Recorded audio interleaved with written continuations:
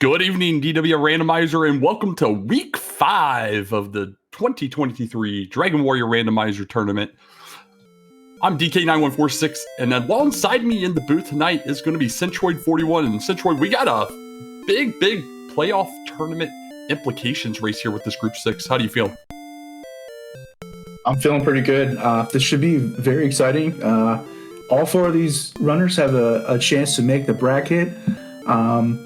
If you've noticed on the loading screen, we did have their playoff implications listed out. Basically, all of the racers could probably make it in with a win or semi-qualify with a win in the case of YakkoWakko. I'm sure we'll get into this a little more detail in a little bit, of course.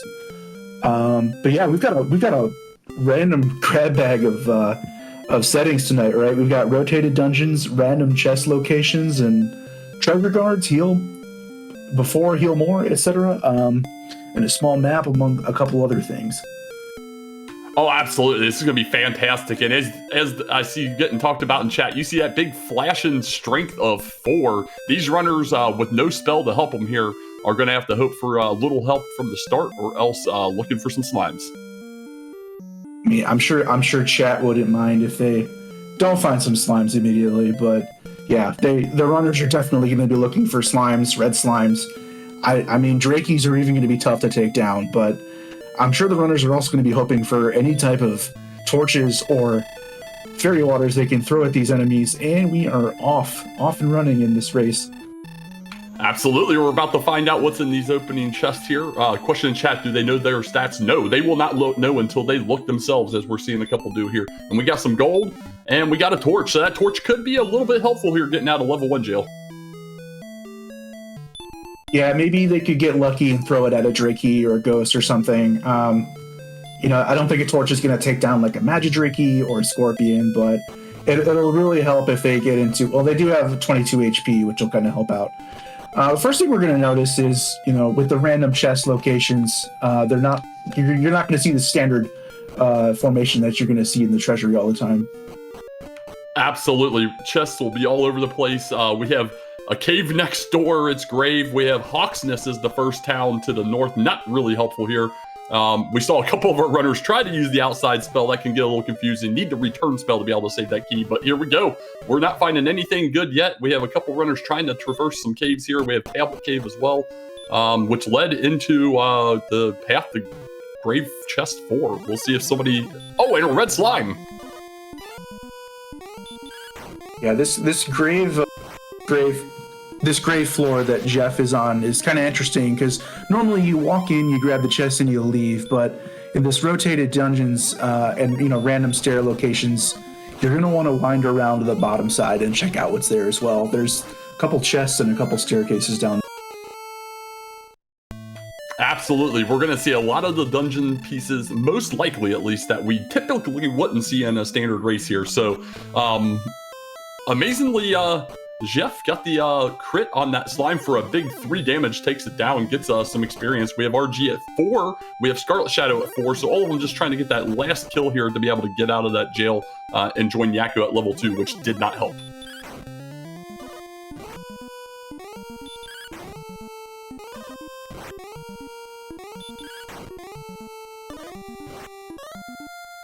So a couple more. I'm checking out the stats. Just a small incremental gain, nothing really that great. Yakko did stick his head into that tablet cave. We do have a level up for Jeff in the top right. He's at level 2 now. We do, but now look at this on Yakko's screen. He has come across a metal slime, and at this strength, that metal slime can't run. So, about to get him a little bit, and crits it for the kill. That's going to be huge. I'm not exactly sure how many levels he's going to get here, but 10 power, 3 agility, 5 hit points, and 18 magic points. And the spell of Radiant, which is going to be very, very helpful for this setting. With these rotated dungeons, it's not always apparent where you are. So, we might see these runners wait a little bit to dive into these dungeons. Maybe this first floor tablet is fine, but these longer dungeons could just wind forever. So... we're probably going to see a little more grinding before they dive any deeper, but that Radiant spell is going to help out quite a bit. No, absolutely agree. Radiant is low-key huge for this week's flag set because of just not knowing where the heck you ended up going. So that the runners, while it isn't something that's going to get them some offense, it's definitely going to be something that'll be useful down the road here. We'll see if Yakko can parlay that Metal Slime Dough into a little bit of a lead here as he's able to take on some of these slightly tougher enemies. Yeah, 15 attack power. He can at least damage race some things like this Magician. He could probably take it out if he's patient. Could probably kill that Druid as well, as if it doesn't have anything too nasty. Yeah, he was a little tentative. He ran from the Scorpion. He does have the sleep spell, so he could definitely sleep it, and like you said, just damage race it, 1 to 2 shot it to death, get an occasional 3. But here we go. We got a Ghost that's going to get him level 5.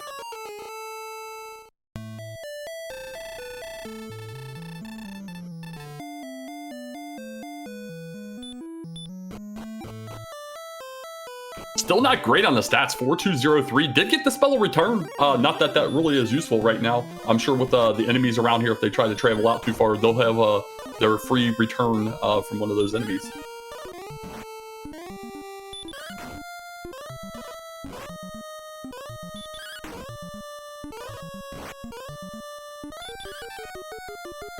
We have three runners facing the Ghost at the same time.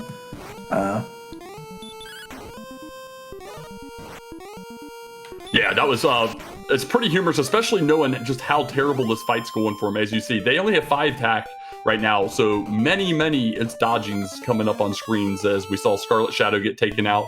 Juef taking a death in the swamp there after that battle. He's only got 3 to go though after getting that Ghost.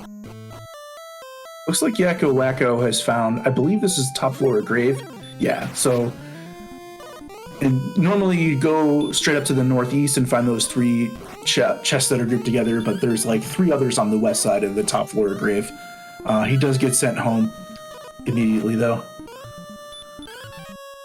Yeah, level 5, no time to be messing with that wizard. He did get a view of at least one alternate chest over there on the left side, so he has that knowledge. Whether he wants to press for it or not is another story. He does go right back in.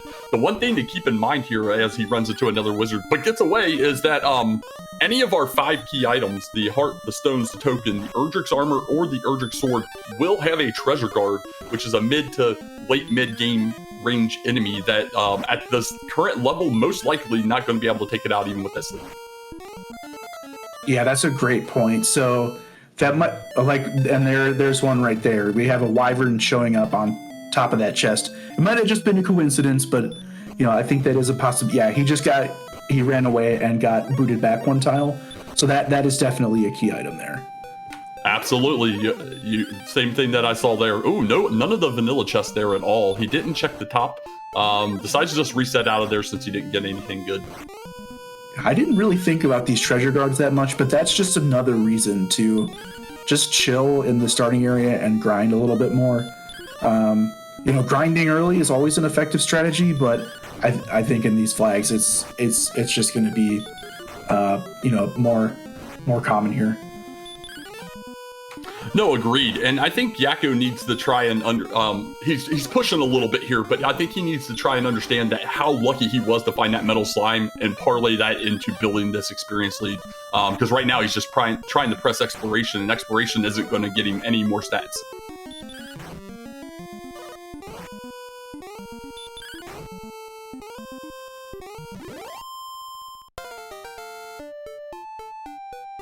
Scarletshadoww has found the grave. Hasn't gotten to the wyvern yet, but he does know that this chest is here. Yeah, he's just gonna run away. That's still good knowledge, I guess. It's one more piece of the puzzle he's got figured out, but unfortunately, just trying to figure out how to get out of this level 2 jail. We do see Juef got 2 level 3 here. Did pick up that sleep and radiant spell. Some nominal strength, so he should be able to start taking on this next level of enemies, such as the Scorpion. If he wanted to, that would be a slog, but he could take on the Magician and start gaining some experience here. Yeah, even the Magician is a big upgrade over the Ghosts. They got double the XP.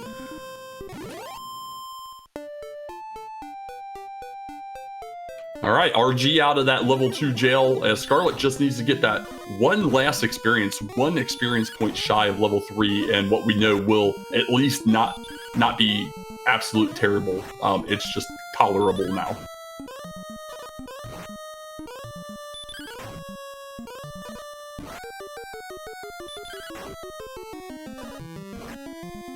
So meanwhile, down here on YakkoWakko's side, we've seen him repeatedly pressing out, repeatedly resetting in death situations. So while his death counter is only at 3, he's probably about 7 or 8 now with all the resets and such, with the dives in the grave and the explorations out. Seems that he is fighting this magician here. Maybe he's going to settle down for another level. We'll wait and see. Yeah, I'm wondering if he thinks, maybe the 200 gold is a decent amount. Maybe that will get him a copper sword if he finds a town, or a handful of keys or something if he finds Rimulder. I guess there's some pluses and minuses to that, right? If you just settle into a grind, you might just be, you might gain just as much gold as if you were, protecting it like that. So definitely a couple different strategies to consider. Yeah, for sure. I think now that he's picked up some experience, though, I don't feel that we'll see another reset coming out of this exploration. At least I think this is an all or nothing with the bit of gold that he's found so far.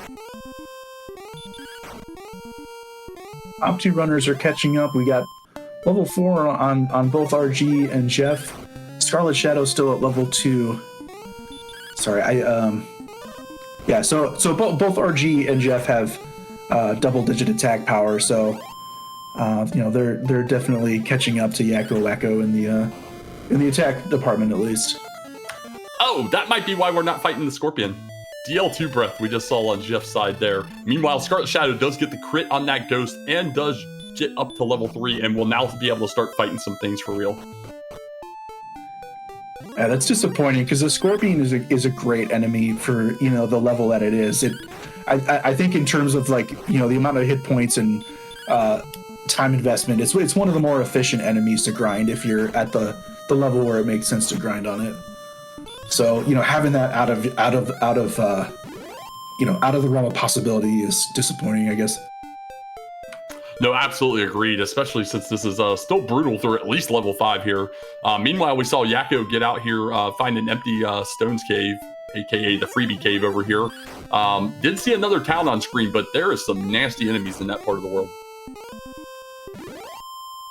Yeah, I saw some armored knights earlier, some blue dragons and wizards guarding that grave tightly. I don't think these monsters want our runners to get very far away from the castle right now.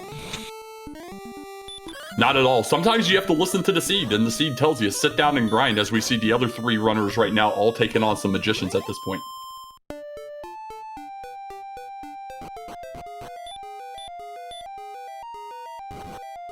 Well, here he goes. He's getting out there a little bit, but the gold man is breathing fire, instant reset.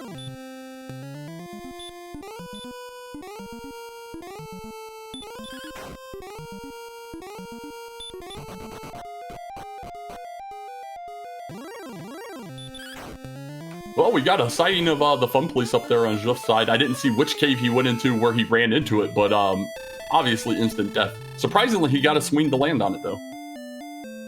Yeah, he was in the grave, so that's even more bad news. He had just kind of put the wyvern to sleep and then ran away. So now we got the red dragons and the wizards in that first floor grave. Yeah, it's pretty disgusting. Comment in chat. Juef almost took the red down. Yeah, he was only, about 10 to 15 crits away. Almost there. I like it.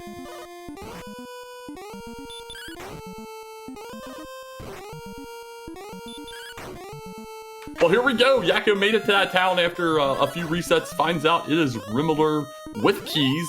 Keys access is extremely big in this flag set, with many of the towns having alternate chest locations located inside behind locked doors.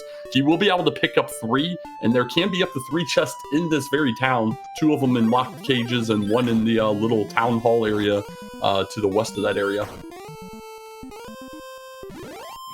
Yeah, I know he doesn't have very much gold here, but he's going to go ahead and open this one door. Oh yeah, there is a chest over here in the magic place, as it's called. If you talk to the the man behind the desk, he says this is a magic place. I don't know, that's just what I call it in my notes. I think other people refer to it as the dance hall or something. See what kind of weapons we have here. Bamboo pole and clothes might come in handy in this seed. Yeah, the clothes just even just a little more of a buff. Definitely worth it. Well, I mean, at this point, he found the death necklace in there. He can just cycle the town, go back, get that like 1 to 120 gold, whatever the death necklace gives you here. So he can definitely upgrade to this copper sword here in a moment. That's exactly what he's doing. I would also like to see him take a chance at that chest, but I think he wants to pick up this sword and have guaranteed offense before he does so. Yeah, this slow grind is definitely worth it. I totally agree. He can probably, after a couple of these, he could probably also top off on keys as well while he's here. Yeah. Did we see what's in that chest yet? No. And the only thing I can think is he might be worried it's a treasure guarded chest, and with how hard it was for it to get over here, I can see wanting to guarantee that you're at least getting that offensive power that he found here in that 180 gold sword. I would expect to see him check it now that he's got that and has picked up that extra offense. Yeah, that's a good point. Yeah, I did not even think of that. Yeah, he made a long trip to get over here, so probably doesn't want to spend all that time again. Yeah, it looks like he's going to go gold, yeah. Yeah, sorry about that. No, it looks like he's going to get some more gold, most likely just to get enough to top off the keys. I think he was able to pick up the 3 there. Meanwhile, Scarletshadoww over here in the grave finds out about the red dragons, but immediately goes back in as RG365 and Juef have been just pressing the grind here as we see RG365 has taken the experience lead at this point. Yeah, Yakko has picked up a small shield. We have a wings in the inn chest on the left side of the inn. The small shield, I think, gives, I think it's +4 defense. I mean, any little advantage you can get here, I think, with the kind of a slog we have is going to be worth it, in my opinion. Sometimes you skip over that, sometimes you go for it. I think here you just get all the little buffs you can. Yeah, any defense goes a long way. I know some people scorn the small shield and the extra 3 seconds it takes to purchase it if you're already in the menu, but you know, +4 is +4 for sure. So yeah, here we go. He's going to go pick up some more keys after getting the wings that migrated slightly west at the end and only cost 1 key instead of 2. Scarletshadoww, after repeated deaths in the grave, may be going back to grinding here, taking on some magicians. Yeah, so, and we got our first look at level 6 on the top left. 0, 2, 0, 17, no spells, no help. Oh boy.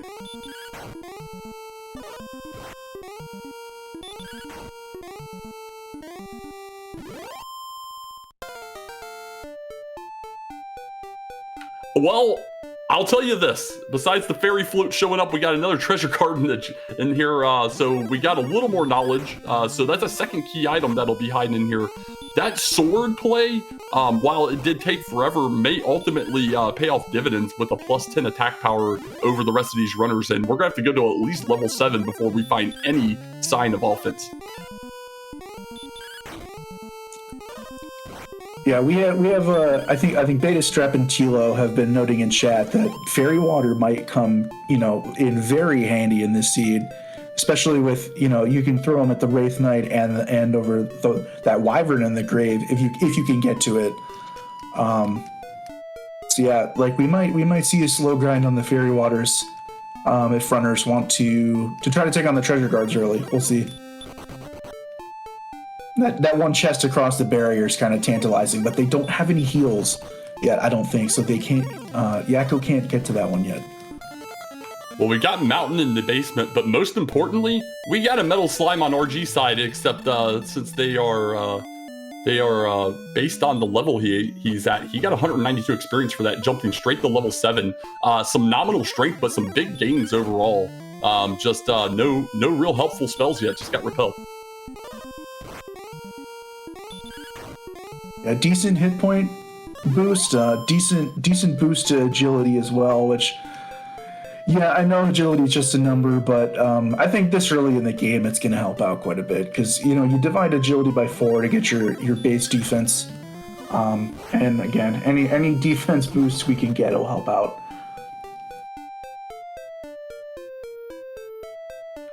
Yeah, defense is pretty nice here right now, especially for the other runners that don't have a weapon as of now. RG365 still finding out that, you know, you got a little bit of strength, but you're still not super strong to get this Warlock. Decides to go ahead and put it to sleep first. I don't mind the kill here, though, for sure. 28 experience is fantastic, but has decided, never mind, Warlocks have DL2 as well. Juef has found Breckenary. I don't think he has enough money to buy any armor or weapons right now, but you know, normally Breckenary is kind of useless, except for the Fairy Water shop. But in this flag set, we can see there's 2 chests in the inn there. So Juef doesn't have keys yet, so he cannot pick those up. But he is going to stock up on Fairy Water. It'll be interesting to see where he uses these. But yeah, a couple Fairy Waters might help him take out the Wraith Knight. Well, he can't get to the Wraith Knight yet, but the Wyvern, of course, is potentially viable at this point. I don't know. I can't forget. I can't remember how many hit points a Wyvern has. I know it has 64 experience, which is big. Yeah, it's pretty much a solid 3 Fairy Waters unless you low roll them all, and then you would most likely need a 4th at that point. Scarlet just repeatedly throwing himself back at this grave, and I think there he makes a shortcut to look up there and finds out the bad news that there's no chest up there. I don't know that he ever checked the left side, though.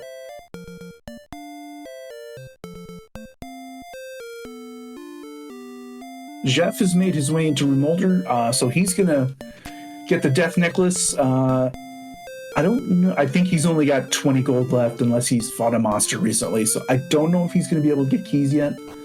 And he does run into a gold man, but we know they're kind of dangerous, so unfortunately not gonna be killing that for gold. But he did not pop in immediately to pick up the Death Necklace gold chest bonus. I'm not sure if he knows about that. I think he might be. That's kind of a low key play that we don't see too often. So I wouldn't be surprised if it slips his mind. You know. No, I absolutely agree. That is, it's something that doesn't always pop up, so it's not something that may be right at the forefront of his mind, especially since it wasn't like the search spot in Cole or something normal. It's back in that little room over there that you normally never even go into. So I could see how you could overlook that. It's a shame though, because he could definitely have at least gotten a little bit more knowledge here as Yakko was able to, additionally being able to pick up some weaponry.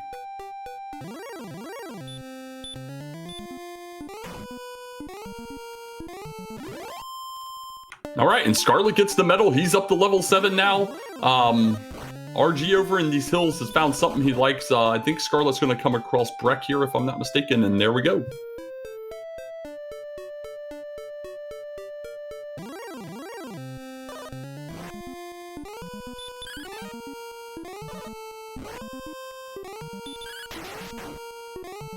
And now Juef gets the medal, so metal slimes all the way around, just on different levels, different orders, and immediately gets his level 7 level up. This is just absolutely fantastic, and the great thing about it is the metal slime really not playing any favors here, at least yet.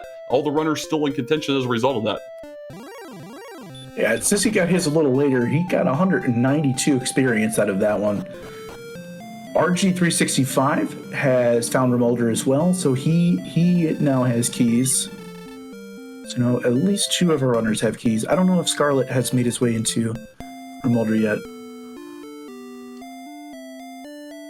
Now, he made it a little bit west here and just keeps finding zones he's looking for various enemies in. So here we go. We see him walking back and forth here.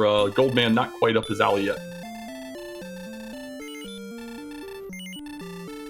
Juef's going to go ahead and sell the Death Necklace for 1,200. He's probably going to use that to stock up on weapons early on. Well, that's certainly a strategy.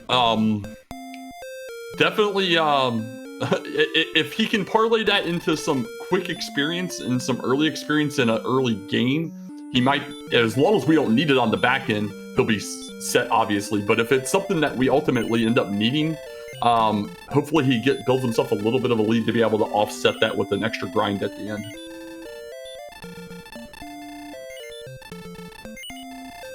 Yeah, it's a tough call because like you might want it later, but I can definitely see how it's tempting right now because it's it's such a slow start.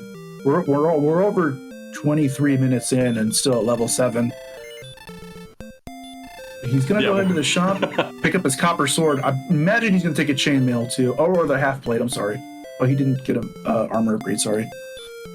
Nah, we're good there. So, no, what I was going to say is, yeah, we're 23 minutes in, level 7, and nearly half our experience for 3 of our runners has come off the back of 1 metal slime, as Scarlet, RG, and Juef all 3 managed the 192 metal slime kill.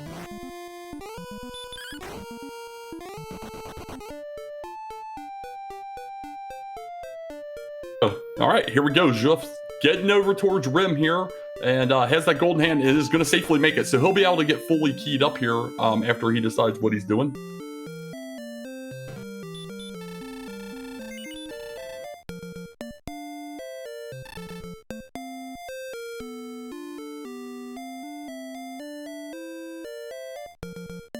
Yeah, my thought here is he didn't buy anything or didn't go further over, and Breck was hoping maybe there was additional weaponry here. Maybe that hand axe available, but it is going around to get these keys now. We'll see if he checked. I don't remember if he checked the chest. I know he got the death necklace clearly since we got it sold, but I don't know if he went down and got his wings. I didn't see him grab it, but yeah, I definitely agree. He's probably looking for a hand axe or something similar. I think there was a chainmail in Brecconary, but yeah, I mean, he probably was looking for something a little better. And he's going to go get his wings right now.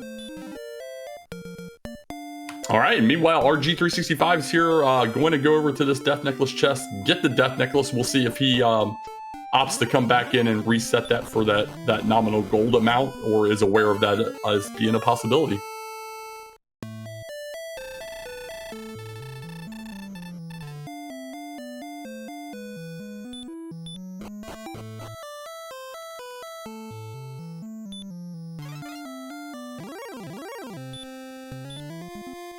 All right, here we go. RG getting some keys back here. Meanwhile, Juef finds the Wraith Knight, puts it to sleep, realizes he just did a 2 attack there and it just hit him hard.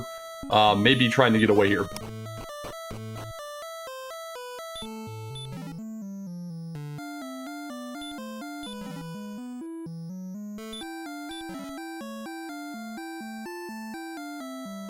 All right, down on the bottom right, YakkoWakko going back towards that Wyvern chest here. It does ambush him with a hurt spell. That could be far worse. It is going to sleep it, but does not have effect.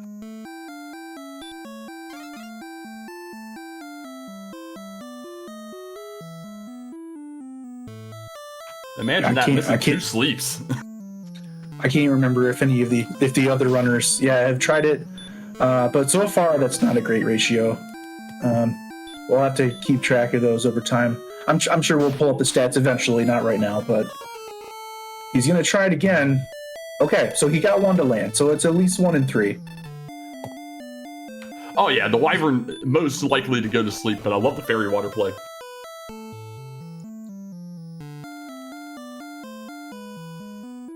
Takes it out. He's going to collect his 64 experience and the Stones of Sunlight.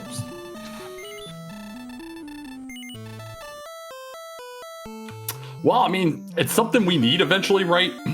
Obviously, at this point, I think the runners would really, really love to find Erdrick's Sword. With this being a heal hurt before more seed, and not having the hurt spell as of yet, you really want that offensive firepower if at all possible. An armor would be a nice second there, but at least he knows where the stones are, I guess. Yeah, and I mean, killing that Wyvern was a good source of 64 experience. That's kind of like a significant portion of our experience at this point. I know most of the runners have gotten at least 1 medal, but it seems like it's been tough otherwise to get experience. I didn't see what cave Jeff went in. Maybe that was the basement of Tantagel, but I saw he was on the U floor of Sharlock for a minute. Yeah, the basement of Tangential had the mountain cave, so maybe he popped his head down one of those side stairs as there are three and found that location. Yeah, we'll have to try, especially once they start doing some spelunking, if it's necessary, try and figure out the pathways here for them.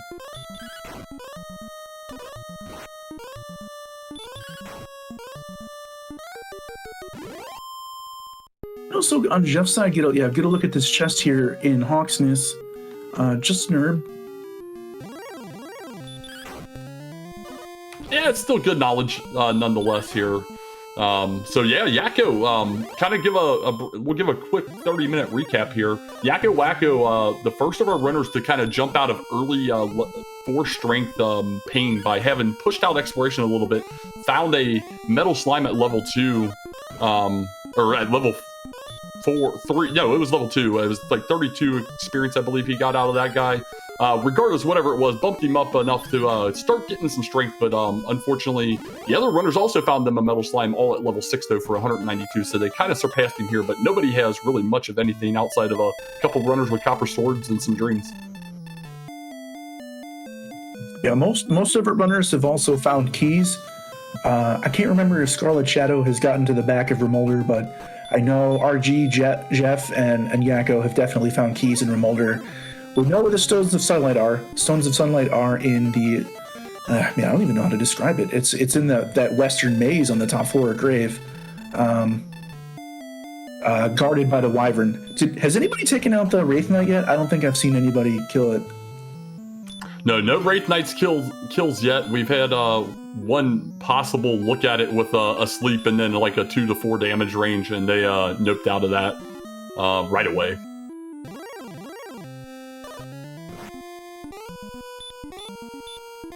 Yeah, this Wraith Knight, dang, the sleep didn't land after getting ambushed. The sleep resist on a Wraith Knight is 5 out of 16. And to answer the earlier question, the Wyvern is 4 out of 16, so 1 in 4.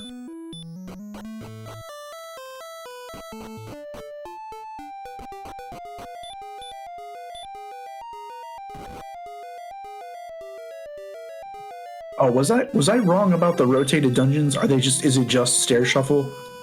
I can't seem to recall. Correct. It's just stair shuffle. No rotated dungeons this week.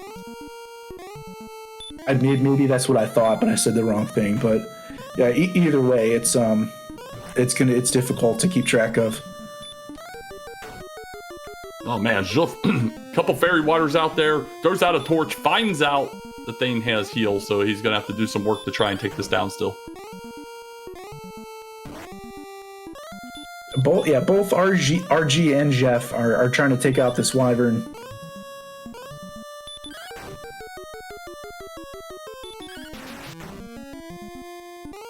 RG's gonna pick up the stones.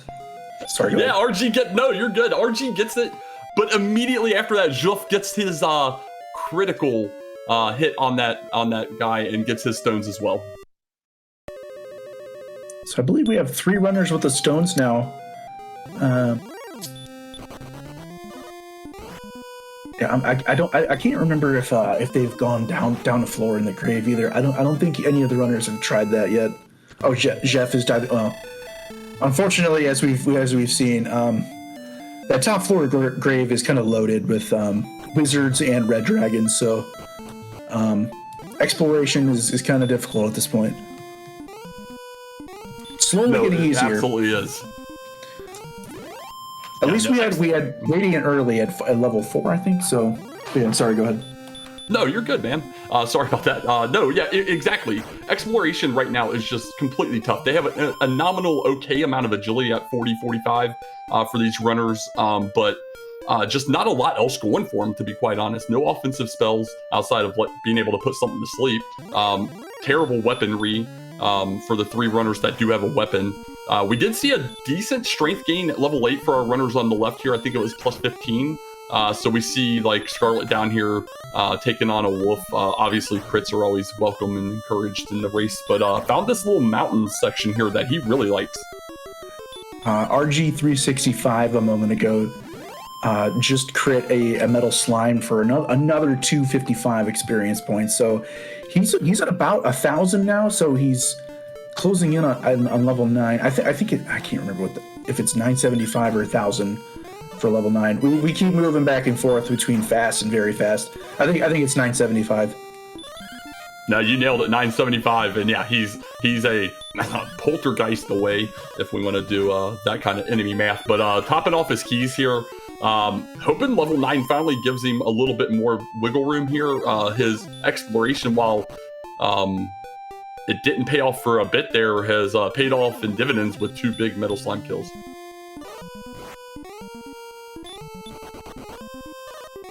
Scarletshadoww has spent most of the seed grinding, I believe, but he's going to take a look at this wyvern on the top floor of Grave and give it an attempt. He's hitting it for 7. We'll see if he tries to damage race it. Oh, he's going to try to put it back to sleep. Thankfully, the wyvern has a decent chance to cast Hurt. He's going to finish it off with the Fairy Water. So now we have all 4 runners with their Stones of Sunlight. I guess it's time to. Oh, we have a crit from Juef on the Wraith Knight, a lot of experience points, and a Silver Harp. Well, that's another piece of the puzzle, and 72 experience isn't too bad. Out of the 3 main items there, Harpstone's token. Harp's definitely the best one to get, just so when you come across that exchange cave, you can just get that out of the way and have one less thing to worry about. But again, we're getting, Sharlock entering items, and not that Erdrick's gear that would really be beneficial for the runners. Juef is also closing in on level 9. Scarletshadoww with his more dedicated grind looks like he's gonna put a Magic Wyvern to sleep and take it on. And Magic Wyvern's I can't remember. It's over 80 experience. But if he could take this out, that'll close the gap for sure. Yeah, doing single digits feels real bad. Tried to throw the Stones of Sunlight at it, realized he needs to use the Fairy Water instead. We'll see if he can get down. Yeah, 87 experience is fantastic. I think level 9 was okay. It was like 7, 7, 6, 10, and Spell of Hurt, which is not as great this late in the seed, but 72 experience is pretty good. Now, and you know what? With how terrible our offense is right now, stuck with this Copper Sword, I don't even mind that Hurt spell. Like that Magic Wyvern we stole on Scarletshadoww's side. Just throw a sleep spell down, throw out 3-4 hurts, and you're getting, you're taking them down, one every time. It's a pretty straightforward battle, to be quite honest. So I wouldn't mind seeing that at all. Yeah, that's a great point. Maybe they could grind that Wyvern a little more if they could, if they feel like braving that Wizard and Red Dragon infested floor to get to it. I don't know if I would try to grind on that Wraith Knight. I think it's a little more dangerous. It seems like it's a little harder to put it to sleep, and it definitely hits harder. It's got a lot higher defense as well, and it's harder to run from because of the higher agility that it has. Another Metal Slime for Scarletshadoww.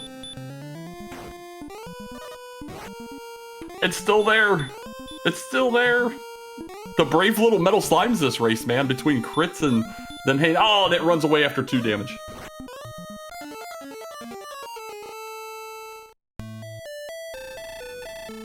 This is an interesting play, though. He's in these hills, getting Metal Slime encounters, among other things. It's not too far away from start if you run into a nastier enemy, such as the Armor Knight. Although, 45 agility run first try from the Armor Knight, you can't beat that. That Armor Knight is mad because you're picking on his Metal Slime friends. He doesn't like it. Oh, and Axe Knight's over here too. Wow. I know Scarletshadoww has been in that little zigzag hill zone for a bit. That's kind of weird how that happens. Like you don't see nasty enemies in a zone for like 20 minutes, and then all of a sudden, like that's the only enemy you see. It's just kind of a weird quirk of the RNG sometimes that kind of pops up every once in a while. No, absolutely agreed. Oh man, okay, so I was trying to figure out where he was. It looks like RG went back down into the basement, which is Mountain Cave. Is going to take a look. The first steps on the bottom right lead to the end of the first basement of Sharlock. That's a really long pathway through some Sharlock tier enemies. Definitely tries to nope out of there, and we'll see if he gets up to the other 2 locations here and can confirm where those are going.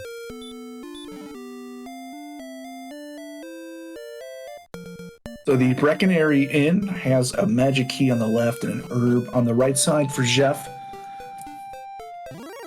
At least that's 1 key returned for your investment. We saw RG run into a Druid Lord there. Tried to throw down sleep. It might not be a common thing, but Druid Lords have extremely high resist. I believe they're 15 out of 16 sleep resist, if I'm not mistaken.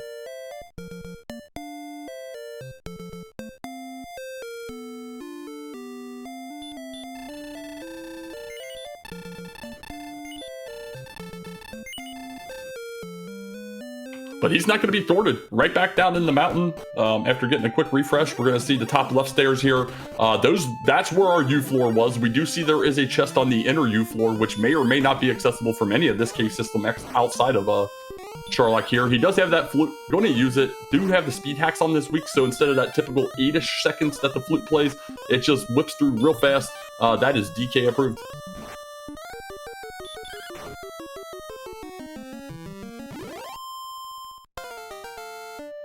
Jeff taking down another metal slime, going to level 10.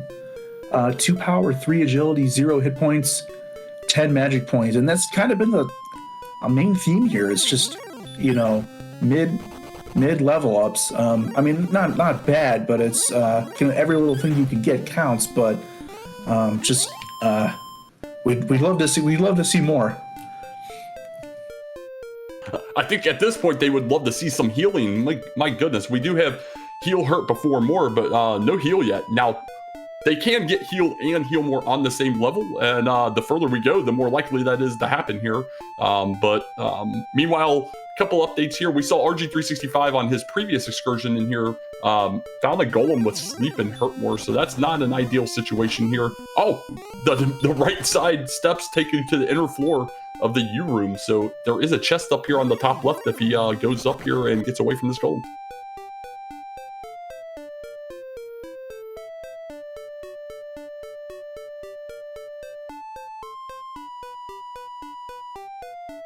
He's found it. Well, he's glitched out, so I can't even. He found the chainmail, and now he's repeatedly picking up some bamboo poles. Looks like it might be either herbs or keys. Herbs.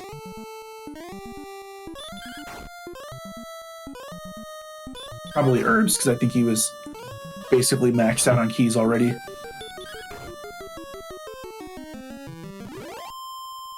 We have a couple chests in the back of Garenham. A fighter's ring pickup for Yakko.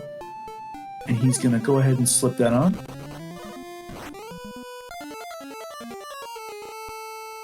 Yeah, I missed which direction he was going there.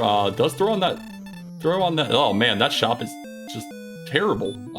Best item in there, I guess, is the copper sword and the chainmail. Does go back here again. Must have already looked at that chest over there because he has ignored it completely. Oh, Goldman Treasure Guard. Thank you very much to one of our trackers, Zoog, for catching that. I think the best shop so far has been Breckenary. There is some good armor in there, but we got a copper sword, of course, out of Remolder, but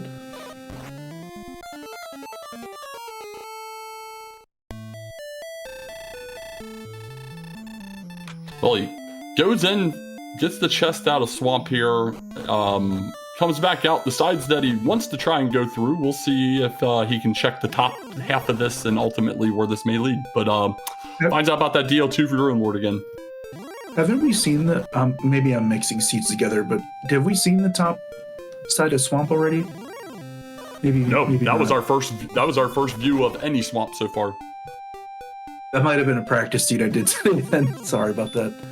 Oh no, dude, Yeah, I do that all the time. It's fun. But yeah, good to know. Of course, there's 3 chests in swamp. One in the top right, bottom right, and there's one in Gwaelin's cell. It's kind of hard to miss it if you're going towards her. But yeah, if you don't go out of your way to rescue the princess, then you might never see it. So you have to kind of know it's there. Yeah, exactly. And the trolly thing about it is a full cast of Radiant. You can't see if there's a chest in there from any angle. You do have to go through that treasure guard first in order to confirm if it's there or not. Or not treasure guard, the spike tile, rather. Yeah, so it might be a while before he even takes a look at that. I'm pretty sure it's also impossible to see that chest on the very bottom of Grave. I think I've tried it from all angles and I can't see it.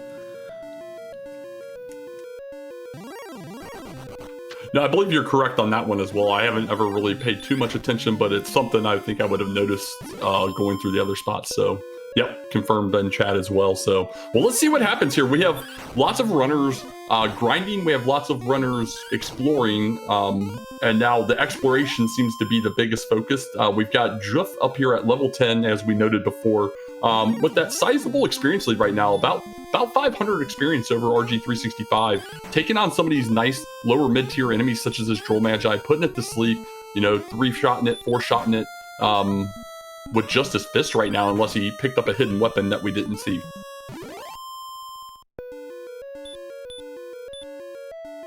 Yeah, unfortunately for Jeff, like, he's got a nice lead in experience, but not really a big. I think he's got about the same level of strength as everybody else. The seed has just not been giving the strength out. Yeah, so there's the basement. Oh, that's disgusting. At least it was short, I guess. It was a short trip to the bottom. Yeah, he's the first runner to make it all the way around that grave 4 chest floor. And gets to the bottom right, no chest down there, and then finds out no chest at grade 5 either as the dead end. But he's got some knowledge. He knows where a dead end is at least and can eliminate that location if he does decide to keep pressing it. One thing that's been a big topic on this is pressing caves before you've checked all the overworld spots. And right now we still have multiple overworld spots in play. We don't even know if there's coordinates yet, plus the 2 chests that could be in Cantlin. We haven't been able to take on the enemy inside of Hawksness yet, which very well could be hiding one of our items. And we're really only looking for 5 total items: the harp, the stones, the token, the armor, and the sword. And we've already gotten 2 of those in easily accessible areas. Yeah, I don't think anybody's peeked at the spike tile in Hawksness unless I missed it, but it's... Yeah, I don't blame anybody for not looking at it, because it's probably not accessible at this point.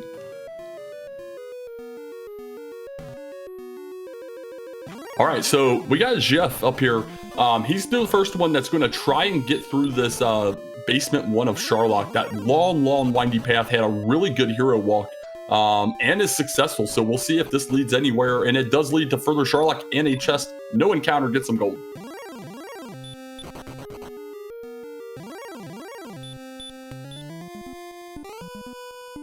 Yeah, these bottom floors of Sharlock are pretty confusing if you don't have the map up.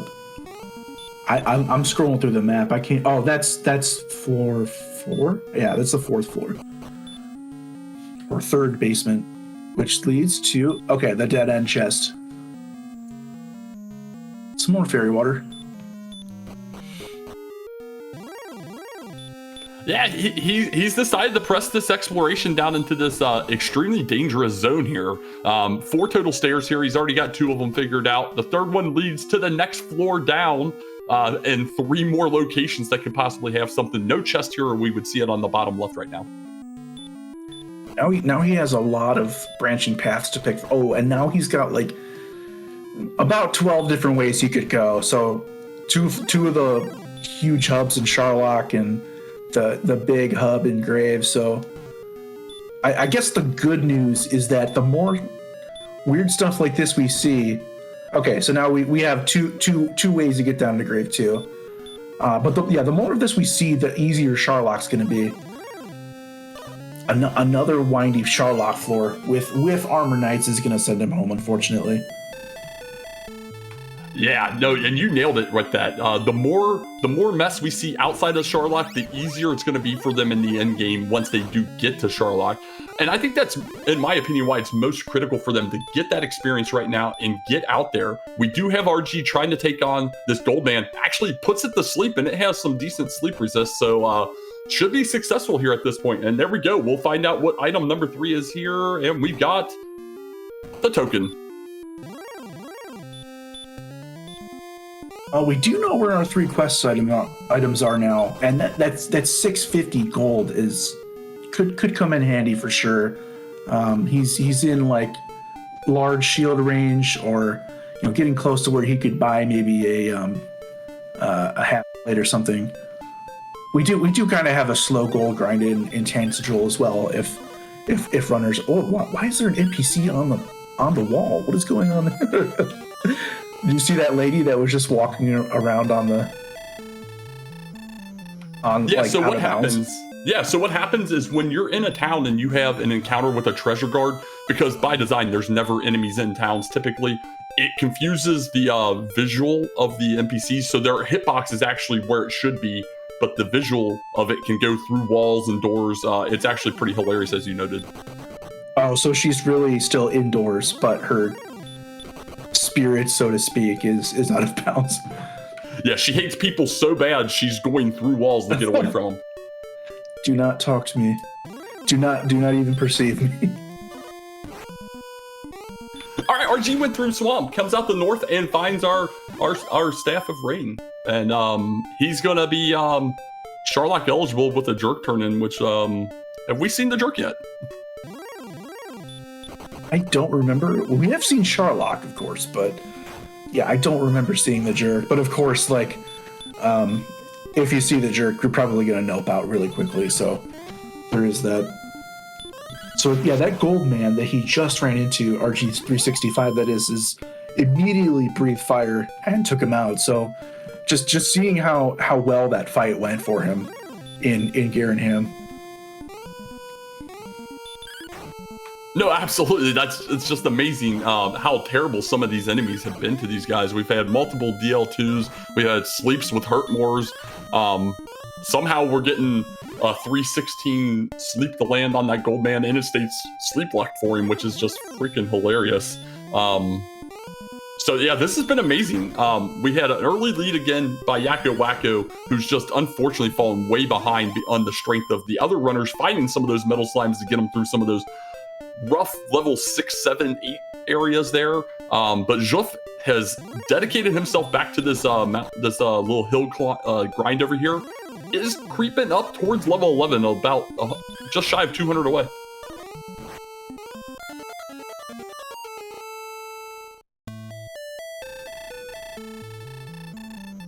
Oh, these gold men are out for blood today. Takes out YakkoWakko, unfortunately. Yeah, that little hill climb, as you were saying, seems to be a favorite zone for people. They're running up hills to get some training in. Yeah, absolutely. And I mean, honestly, we're seeing at least the top right, bottom left runners. They're taking on everything. We got Scarlet going back and forth in this little desert here, taking on skeletons that have sleep. Evidently, I mean, they're damage broken, so not really concerning, but still annoying there. We saw Juef taking on a wolf there. Just anything they can get that can give them some experience here. Unfortunately, still no healing though, and that's going to be the biggest factor here. I think once we can get some healing going behind these runners, they'll be able to sustain themselves out on this overworld a little bit further to complete the additional pieces of exploration they're trying to do.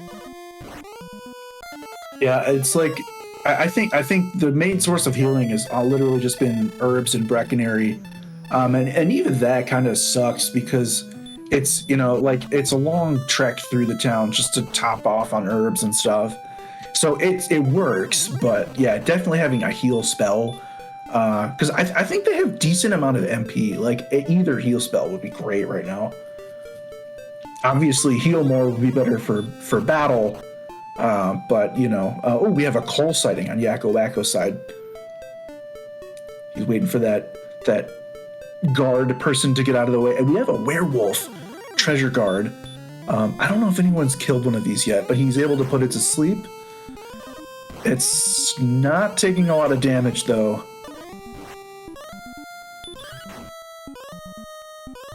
Yeah, this is amazing. He found 2 towns here, does find that werewolf, so that's a 4th of 5th item, and we know this is either Erdrick's armor or Erdrick's sword. It's guaranteed to be one of those 2 items. Does get another sleep to land here. It's just having to nickel and dime, and unfortunately not going to be able to take him down. Didn't get to experience or explore what the other town is, but has found those locations that has eluded our other runners. We'll see how soon he gets back there.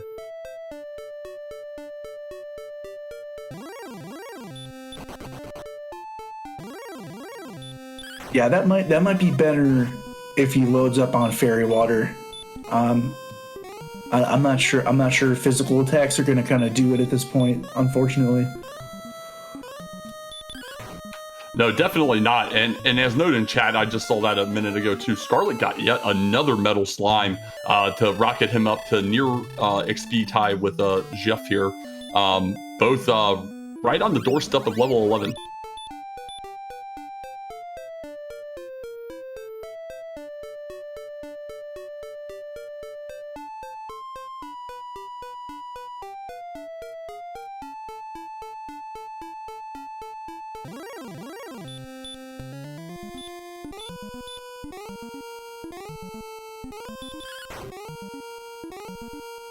All right, Scarlet puts that Magic Wyvern to sleep. This is that exact battle I was talking about before. Put it to sleep, throw out some hurts, although now with that Copper Sword and that additional strength, they are actually doing some nominal attacks here.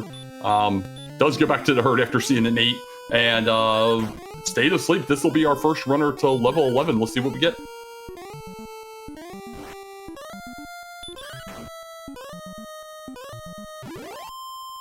We got 1, 4, 2, and 0, but we picked up a heal spell. I did kind of look away from RG365. I did not see what he did with the werewolf there. I'm not sure if he healed up at the end. But yeah, that heal, like as we were saying, that heal spell is going to be great for Scarletshadoww. Well, I guess Juef is at level 11 too now, so he'll have his heal spell as well. RG365 is sprinkling fairy water on this werewolf. I think werewolves have mid 60s, maybe. I think they can go up to 72 HP if I'm not mistaken, but it'll take 4 or 5, maybe 6 fairy waters if they roll low. Unfortunately, werewolf is going to take him out though. Yeah, it was a good play. Just didn't get good luck. He got he got ambushed at first. I think I might have even came out of that battle, tried to top off and see if I could get in and get that initial sleep without taking that initial bit of damage. But he was really close there. Yeah, they do a 53 to 70 range on their HP, so had to be getting in that ballpark. I think he was into the 40s with his damage. So we'll see how soon he gets back there and tries that again. I think we have all 4 runners. Excuse me, I can't talk. All 4 of our runners have found coal now, so we might see a little bit of a parade of people going at that werewolf before long. You know, hopefully, have we seen any better weapons anywhere? Have we seen oh, somebody did just buy something. A hand axe for Yakko. So yeah, maybe that hand axe will help him out here. That crit might do it, but he's got to get him back to sleep. He does put it back to sleep, and he's hitting that 9 roll is helpful. Another 9, and another 10. He's going to take out the werewolf. Picks up the armor. That is huge. That's going to help out quite a bit. Because we've had a couple enemies with the DL2 breath. That's gonna help with exploration for sure, and it's gonna help. Like he's still 3 levels away from that heal spell, so that Erdrick's armor could kind of, be his heal spell for now. With some heal walking and what have you. No, absolutely right. Fantastic. 1 HP per every step. Heal walking, the reduced hurt more. And the reduced breaths, but additionally the additional defense just on physicals. So he's gonna check this chest over here on the side. No encounter, so no sword.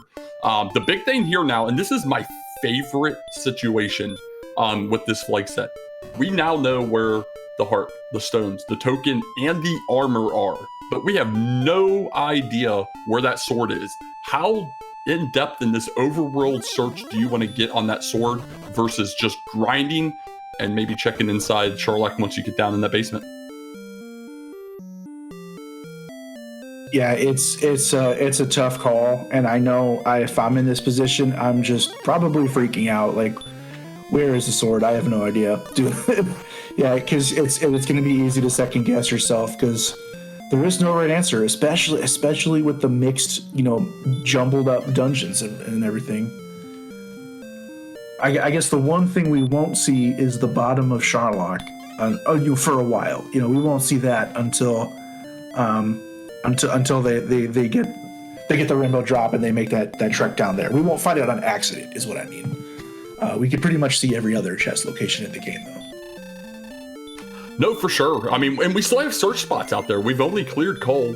We haven't seen Cantlin to even see if there are coordinates yet. We haven't taken down whatever was in Hawksness if we've even looked yet. So there's still options, obviously. Personally, I'm rooting for a second and third fairy flute. Is Scarletshadoww in? Oh, he just ran away. Yeah, he is in Hawksness. Chose not to finish the fight against the Axe Knight. I'm wondering if he's going to top off and try it again, or if he's going to give up for now. Yeah, it looks like he's going to walk away. Yeah, it's a little bit of a rough fight for him right now, for sure. We'll see when he does decide to opt to try and get that back, as one of our resident trackers says, put it to sleep. You never know, it might land.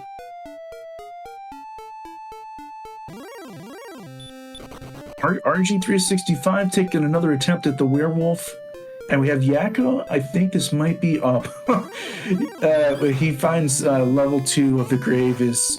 I don't even know where that is. It's that dead end. I think that dead end might be in Mountain Cave. I can't remember. It's that floor where chest 4 and chest 5 of grave is. So it's the top right of that floor in grave. Very rarely visited. Oh, I see. It's in the top right. Okay, right next to that chest, the stairs you usually come out on. But still, it's good knowledge, just to get that out of the way.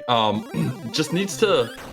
I really want to see someone just really start cranking out some grinding. We see Scarlet still maintaining a small experience lead here, even as he's pressing around, just because all the other runners are doing the same thing. The one issue we have is with Yakko, just a little behind on the experience here. Keeps getting ahead of finding these locations, but just not quite in position to be able to take down some of those treasure guards that would give him the knowledge he needs to be able to continue.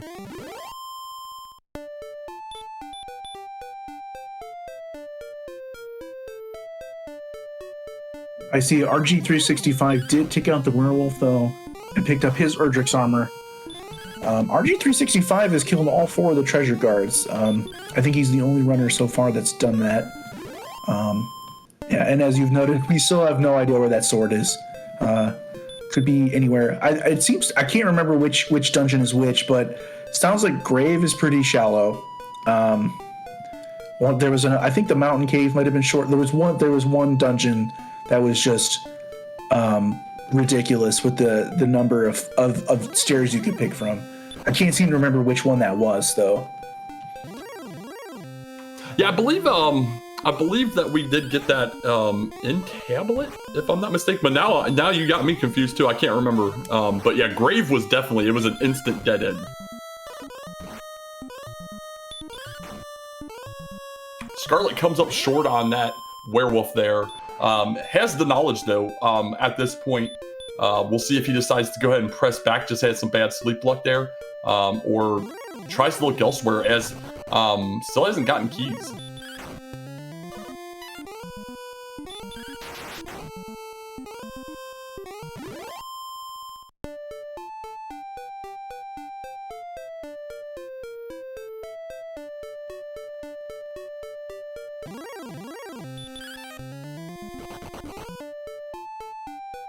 All right, we got RG365 into Cantlin here. going to top him off some keys here in that shop, and we'll be the first one of our runners to tell us if there are coordinates. If there are coordinates, we know exactly what it is. It would be the Erdrick sword, as we have found literally everything else.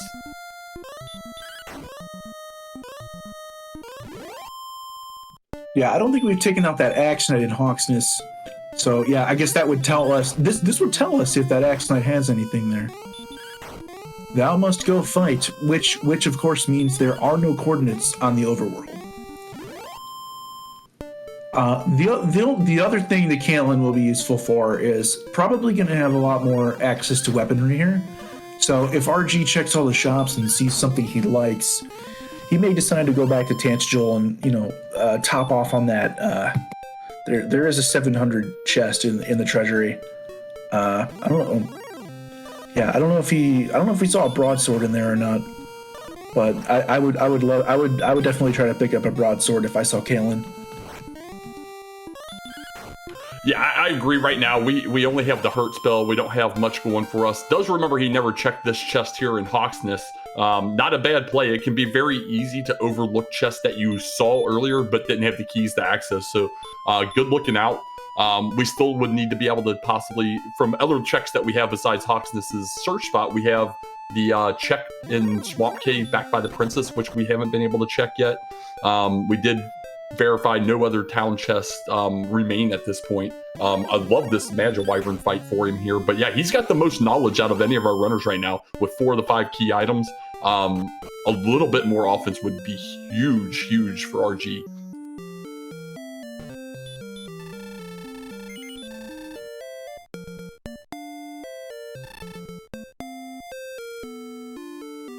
Okay, and Jeff was our first runner to get the level 12. Scarlet will be right behind him here if he gets down this Magic Wyvern. And not terribly much to talk about there.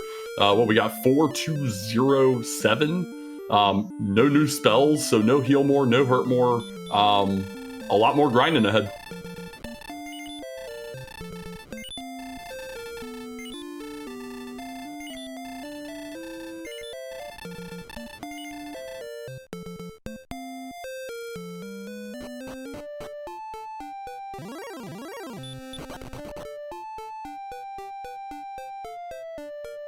Alright, so YakkoWakko getting his news about the no coordinates, the no chest in Cantlin here. Just double checks it there and is now leaving. A little sadder, most likely, as he too would have liked to have been able to find something. Wow, at this point, we're definitely down to just grinding. We need to figure something out, and they haven't been able to do that.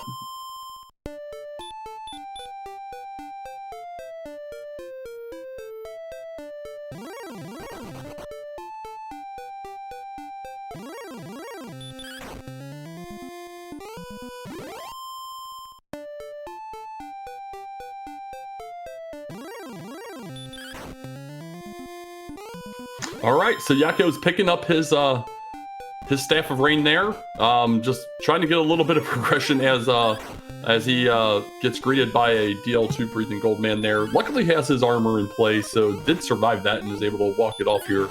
But yeah, I think this is a little strange. So we've seen Jeff here grinding a lot of these wyverns in this area. Scarletshadoww gets his keys. We have Rimmelder on his screen finally, and he's got to be wondering, how the heck did I not get here sooner?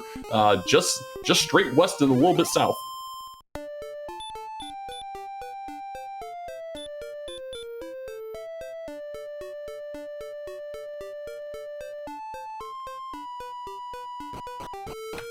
We have seen everything but Jerk.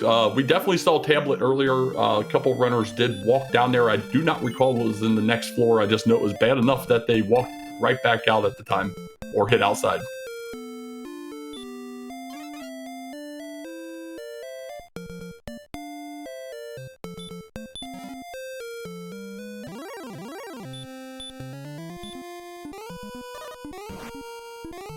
All right, we got Jeff here trying to take on his gold man. No DL2 yet. And he was one swing away. Gets DL2. It's going to be denied his prize. Hey, sorry about that. I think my computer froze up a little bit, but I'm back.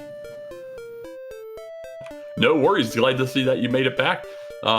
Nothing really of note since you started dealing with that outside. Scarlet did finally get some keys, so he's got some key exploration to deal with here, which we know really doesn't do much outside of giving him access to the treasury with the Wraith Knight and the harp. Yeah, the coal treasure guard is out in the open, so I mean it will kind of give him access to like the gold chest in Tanager, but that's about it. Like that's about all we've seen, because that first basement and grave was a complete bust. But yeah, I don't think keys are really needed for anything so far in this seed. Yeah, just the ancillary things to get in the Sharlock eventually. You got your harp in the treasury and Tantagel. We got that token in the back of Garenham underneath that DL2 breathing gold man. But yeah, none of that does anything to get on any progression here. Meanwhile, RG, outside of this gold man, well, now he swings on the gold man, seemed to have found a zone here in Hawksness that he liked, and just says, what the heck, I'll go ahead and kill this thing too.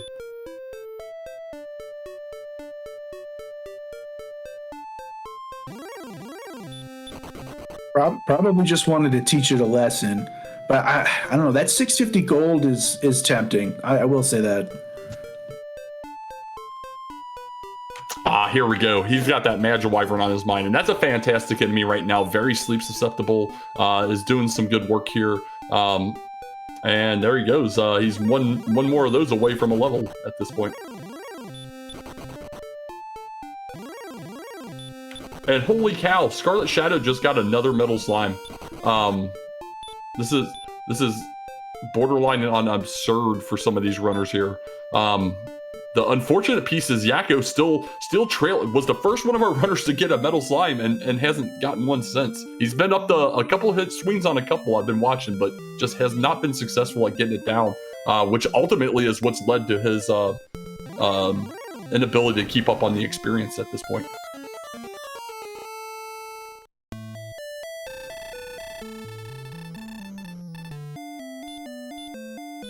All right, Jeff gets back to Garenham, opens that door, walks into that gold man, it immediately gets blown up into the face here.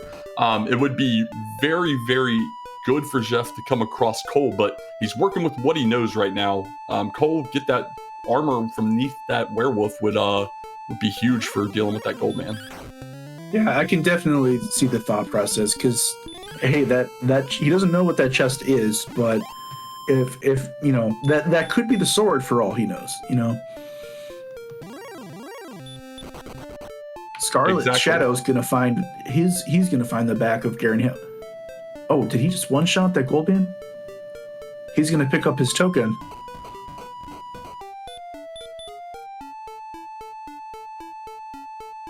Well, you know, that's one way to handle that DL2 breathing gold man. Just knock it the next Tuesday and take your token.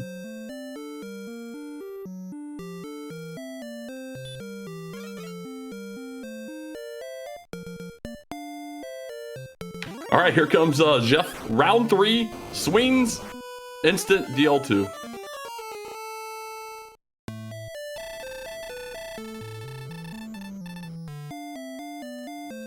Yeah, it'll be interesting to see the stats. I think we might want to wait just a little longer.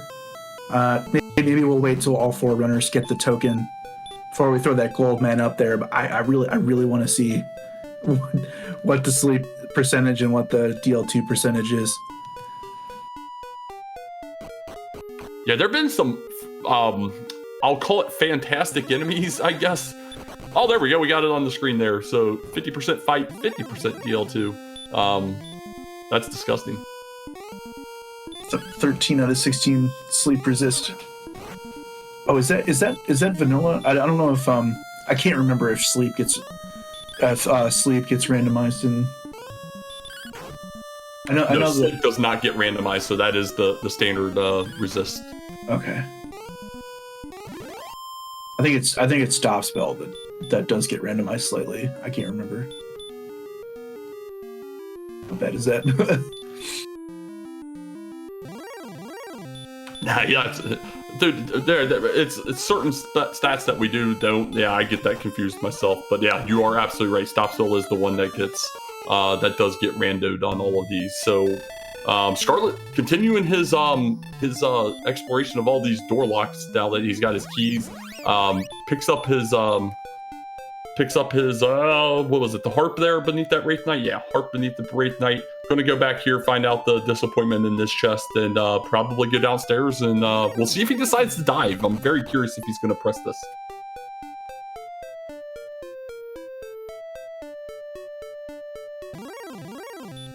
Yeah, as Beta pointed out in chat, it was the scale Druid lore, which is exactly why I had to look and see what the heck it was on my paper, because I forgot what it was.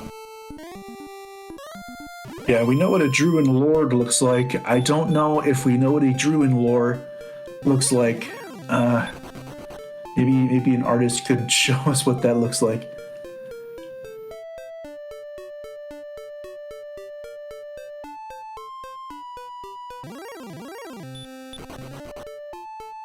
All right, so this has been pretty interesting. We got Juef over here after repeatedly getting blown up by that Goldman's DL2 in these hills. Still seeing the Goldman, but is able to run away pretty frequently here, trying to grind out. Meanwhile, RG365 has found a nice grind zone with Magic Wyverns here in the desert area of Hawksness, which is right by start, which is always convenient. Taking on some skeletons along the way. YakkoWakko just trying to find that little bit of an edge to get him caught up. Is nearing that 2,000 experience mark now. And Scarletshadoww is doing some mountain diving here, and this is that well, this is the path we never saw. We got the herb, I believe it was, up here, and then everybody just hit outside, so we'll see if he just continues around. Nope, another outside. I think there's another stairway in there that he could have taken, but it kind of looked to me like he was just trying to peek at each of the stairs to see kind of like what that overview was. He definitely noped out of the one that had the windy Sharlock pathway. No, I think you're correct, and that's something I like to do as well. If I'm going past the stairs already, I'll just pop and see what the floor may entail, but try and stay out of as much Sharlock as possible. He gets the bad news about the chest here in Hawksness, and instantly just starts walking back and forth. So he must like this zone as well. We'll see how this grind goes for him. Yeah, it is nice. There's some desert tiles in here to peak your have peak experience. Encounter rate.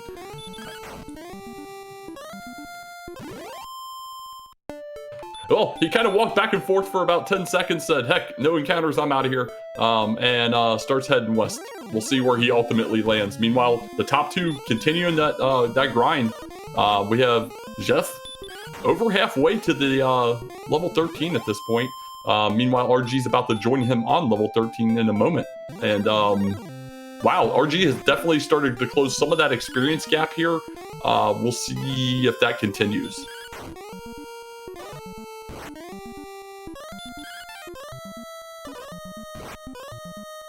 My eyes are definitely glued to this metal slime that Juef is fighting, and I believe he takes it out for another 255.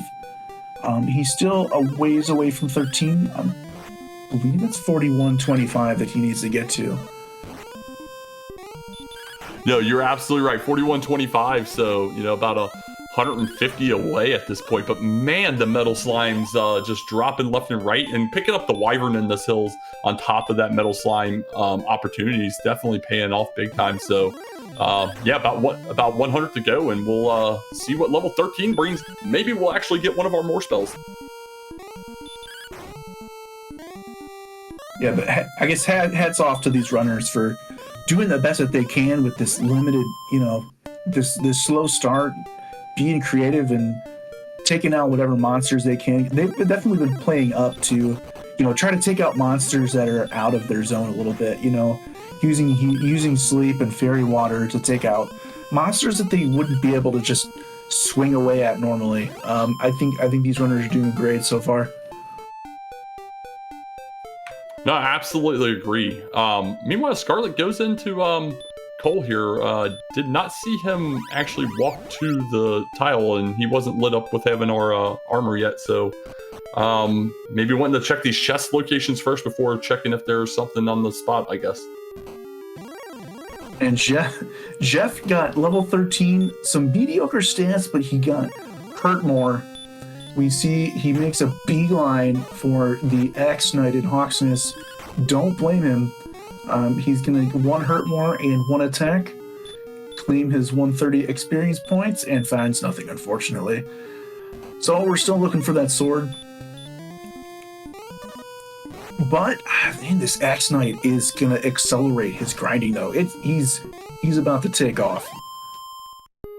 No, absolutely agreed. And you said didn't find anything, unfortunately. I'm going to go opposite and say didn't find anything, thankfully, because that leaves that sword out there in who knows where. And I think that's the best part about this week is just how does he want to handle this now? Because he still has exploration. He hasn't been able to take out the gold band, although it's very clearly an easy kill now when he goes back there with that hurt more, just trying to get some levels while he's here. Hasn't come across Cole with the armor. Again, another super simple fight for him at 13 with the hurt more. He's going to be able to get those 2 pieces done, but once he does, what will he decide to do about that sword? Will he dig into this nice windy dungeon that we have here, get the rainbow if we ever find the jerk cave, or else just grind it out? Yeah, some very difficult decisions to make. I definitely wouldn't. I don't know how I would do with this choice, but yeah, like it's daunting, you know, because I have no idea where that sword is.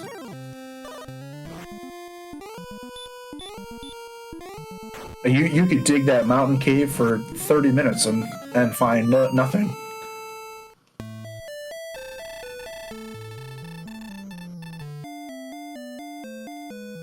Yeah, unfortunately, like who? Okay. I mean, yeah, but who wants to? I mean, then there's another layer decision on top of that, right? Like if the sword is in the bottom of Sharlock, it's like, do you dive to get it and then make another dive, or do you go without the sword, or do you dive for game and take the sword on your way down there? So, yeah, if the sword is in Sharlock, that's just gonna it's just gonna add more gonna give them more decisions to make. No, for sure. And honestly, it depends on how much each of the runners has gotten a view of this overworld cave system. We know it's pretty extensive. We saw basements we saw the 4th and 5th floors of Sharlock, which all have 4 stairs each. We saw basement 2 of Grave, which has 6 stairs. The only other mega stair floor that we haven't seen is the inner part of basement 1 of Sharlock. So that is still out there and could be either inside or outside, but our knowledge, we know that Sharlock's going to be mostly short, but they might not know that and may do an exploratory dive prior to doing a dive for OW. Is Jeff the only person that's seen that mega cave so far? I'm not sure if I've seen that on any other screens. No, you're absolutely correct. Some of the others have kind of pressed into caves, but not nearly as much as we saw on his part. Yeah, and of course, runners are going to want as many resources as they can before trying to make that dive. You know, you would hate to make a lot of progress and then get sent back, very deep into one of those windy dungeons. You were talking about that first basement of Sharlock. That inner path is kind of a monster. It's very long. There's five staircases, I think, and there's 2 chests in there to check. So not only does it open up a lot of possibilities, but it takes a long time to get through that whole thing. Especially if those lead to more paths. No, absolutely. And the fun thing about it is there can be 3 chests in that area, just kind of 1 off to the left and 2 off to the right, forcing you to try and check those as well. But here we go. Another level. I missed the strength. Nothing. That was a terrible, terrible level, and the game should feel bad.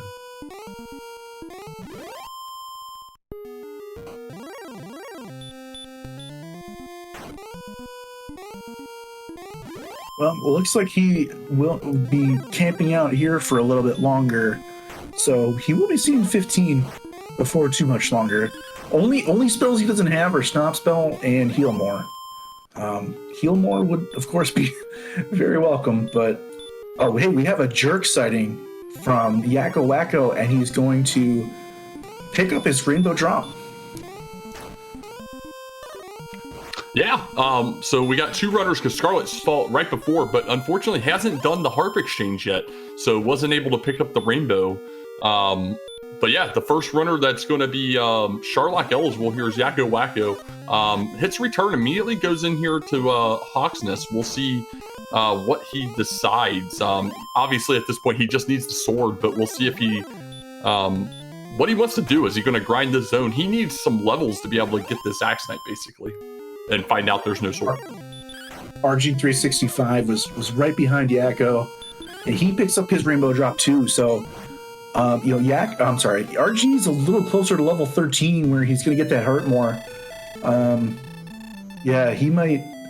we'll get to see what his decision, if he wants to sit and grind the Axe Knight, or if he wants to go off and explore.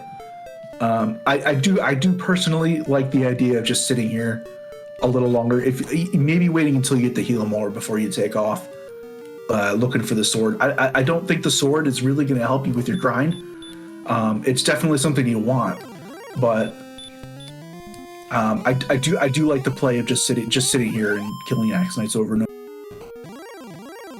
Oh no, it's absolutely the right play at this point. Juef already knows where a couple of the locations he needs to go are, but as we see, he's just sitting here because he's going to have to do it at some point anyway. He's right here.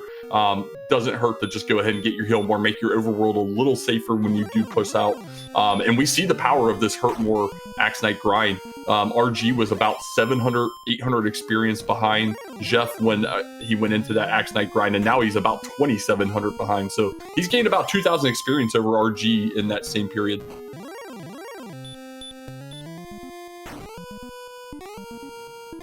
Scarletshadoww picking up seeing the news. There is no overworld search spot.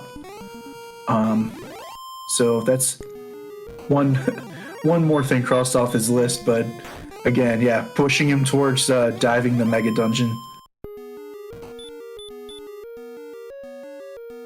Well, here we go. Juef's got to get through 2 more Axe Knights. We're going to get level 15, and we'll find out right then and there are Stop Spell and or Heal More coming on 15 or guaranteed at 16.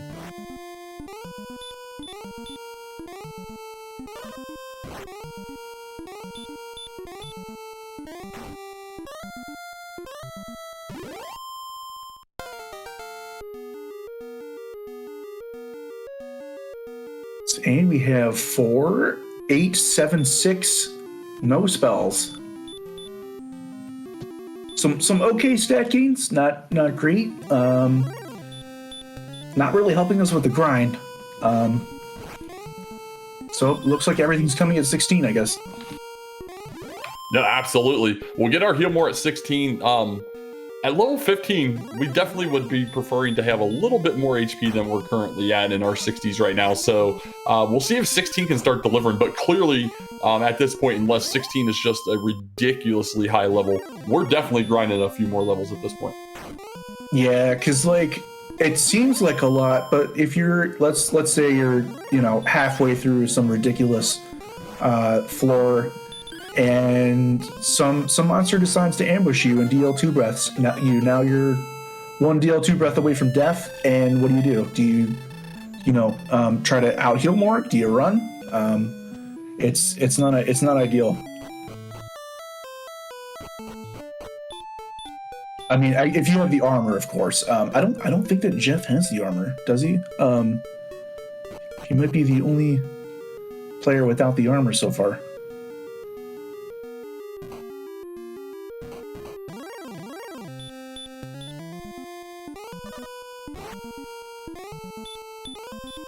All right, so we got gold grind down here on Yakko's side. We'll see if some additional gear will ultimately make it easier for him to get out here and start trying to catch up. Yakko's got all the pieces outside of the sword, which none of the runners know about at this point. Figured out it's going to do a safety save here with his gold before pressing out, but we'll see if he can get going once he gets this grind to a town.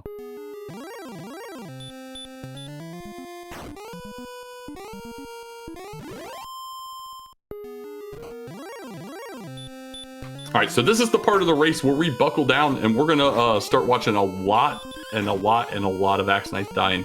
Wow, a lot of Axe Knights are gonna be dead. I mean, Jeff's already probably in that 30-ish range or getting near it at this point.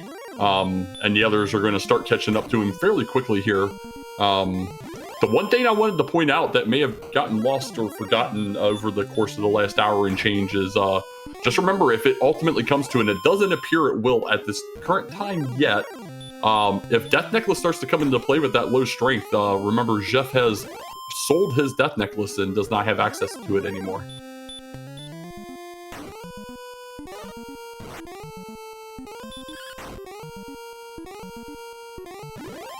Yeah, and unfortunately for Jeff, I think right after you find the keys, in the same town that you found the Death Necklace, the first thing you would do is go back to Tantegel, and the first thing you found there is the 700 gold chest. So it ended up not being something you needed to sell. I don't blame him for doing it, because when you feel stuck, you got to do something if you want to try to get an advantage, but it just didn't work out. He could have held on to it for another minute and would have been fine. But yeah, hopefully it doesn't come back to hurt him that much. Well, we'll see. I mean, he's got a giant lead. Obviously, the other two runners on our left will start to do a little bit of catch up once Jeff does decide to press out and try and get his exploration going, because he's still got to get some stuff. And I have a feeling with this Death Warp and this level coming, we'll probably see it here at 16 as he picks up 3 power, 9 agility, 27 HP, and 4 magic in those last 2 spells. That's a healthy amount of HP, and that puts him up over 90. So once he gets that armor, he's going to be able to take 2 DL2 breaths without dying, and still have a handful of experience points left. Hit points left. So that's really, really going to help his exploration. No, absolutely. He can throw on Repel, walk fairly freely right now, a lot more freely once he picks up this armor. But yeah, he's getting ready to go get some of this homework done and get caught up to these runners on the other screens here. We'll see how far he presses it, because he does not know where the jerk is yet. After he gets these pieces done here, we'll most likely see that final bit of exploration. And then it's like, at that point, that's where we're in that decision mode. Do we want to go in Sharlock, find the path down, maybe check those chests down there? Do we just want to sit and grind until it's go and just hope to get lucky? Or what order do these guys want to do it in? Yeah, and some bad news here, too, is that, Jeff sits 16, which is great, but still needs more hit points, still needs more. Well, even if he picks up the Erdrick Sword, he's going to be at 111. So, definitely not DL2 ready at this point. Gonna need a couple more levels. And with the weird, stair shuffle, that might change how you approach your dive. As we've noticed, Sharlock might be shorter, so you might not care. If Sharlock's longer, then maybe you want to grind another level for comfort, if that's what you want. But it's, the question mark is going to be there. It's like, do I need more stats to make this dive work, is what I'm trying to say. So that's just another thing to think about. No, agreed. There's a lot that goes into this, and that's what I think I like about this week's flag set for sure. I mean, we're an hour and a half in. We're definitely nearing that full end game at this point. We got lots of dedicated grinds going here. We got Yakko just trying to figure out that last little piece. He needs to get the level 13, but it looks like he's going to be the first of our runners to go throw down this rainbow drop. He's going to take a dip into Sharlock and give us our first view. We're not taking the normal path down. We'll see which way he ultimately selects. He is going left.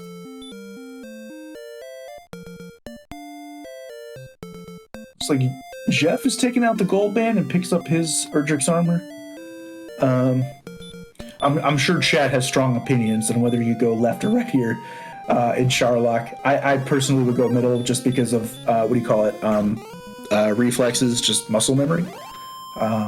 I guess the right cave is technically it's a one-off. It's like the only thing on that side. So yeah, we got Tilo, hashtag Team Always Go Right. Definitely some strategy there, because you got 3 staircases on the first floor, Sharlock. You don't know which one is right. Well, you know, some people will tell you the right one is the correct one to choose, but the one that leads to the Dragon Lord is the correct one, I meant. Oh, you know, we still have that chest by Quaylen, and Jeff is going to take a look. No, I have that one marked down here. I've been waiting to see if anybody would ever give that a shot. He's trying to go hurt more strats on this blue dragon. Does have a little bit of resources. Not getting the coin flips to land yet, though. We'll see if he can get through and get our confirmation. Are we going to have a chest back here, and will this gamble pay off?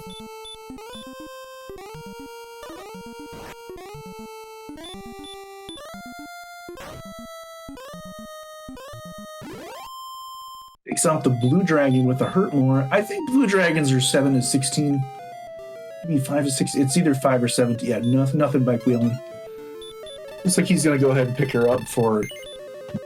I don't know that he's seen the coordinates. I don't think he has. So this might be, you know, I think this is a good play since he hasn't seen the coordinates yet. Yeah, unfortunately not going to pay off here. But yeah, you never know. He might be thinking of preemptive as he finishes the rest of his exploration after doing that check here. Meanwhile, Yakko back in the Sharlock, ran into a DL2 Star Wyvern, didn't heal after that, immediately ran and got slaughtered, but immediately finds the basement behind the throne room. So behind the throne room, instant basement floor. We already see 4 chests here. Let's see if any of these pay off.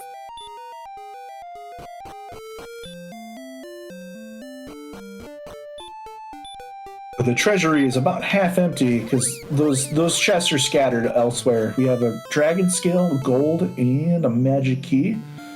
So a little bit of payoff for the key, not much. I don't really remember where the chests are in here because I really haven't had to take a look. But we got some chests in weird spots on this 7th base. Just some more gold. There's one in the top left that he's going to go take a look at. Not there though. And then my favorite chest in the game, I think, the beach chest that's down behind the spike tile down here. We'll see if that one exists. If not, it could still be down one of those other 2 stairwells in Sharlock and be an inside Sharlock chest, or it could be out in the mega dungeon that is outside of Sharlock. I guess the nice thing is the beach chest is not on the other side of the mini boss. So he won't have to fight it to get through it.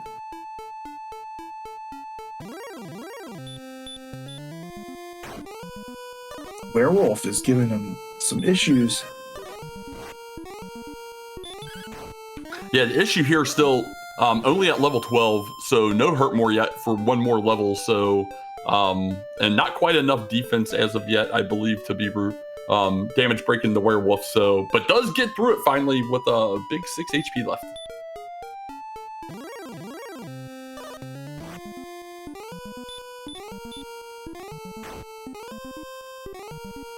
So as he heads south here to check and see if there's a last chest there, and regardless, I think he'll probably take a look at what the spike is. Exactly what we thought would be happening is starting to happen. We have Jeff out here doing his exploration, and while this exploration is going on, the 2 runners on the left, Scarletshadoww and RG365, are creeping up towards him. I think Scarlet is just about 500-600 experience behind, and RG365 is just a couple more Axe Knights behind him, as well as those 2 both hit 16 here recently. Yeah, and they both have just picked up their level 16s, so I think we basically have a virtual tie, you know, until somebody gains another level. So yeah, really the advantage is exploration and the items. I guess Jeff still needs to find his jerk. He does have all the other... Oh, he does still need to turn in his harp as well. Yeah, that's exactly what I was going to say. Not sure if he actually has turned that in yet or not, but it comes across Swamp North in his exploration, and here he goes.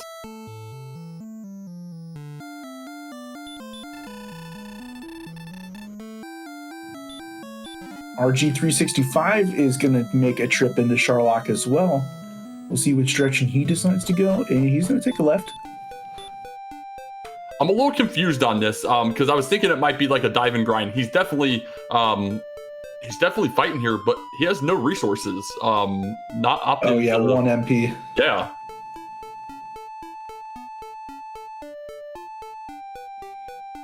Yeah, maybe this is just maybe I can make a quick grab of a sword and run out. Yeah, I guess. Man, I really would want to make it a working dive though, and make these battles, worthwhile. As Jeff does come across Cantlin, is going to get the really good news that there's no coordinates here in a moment.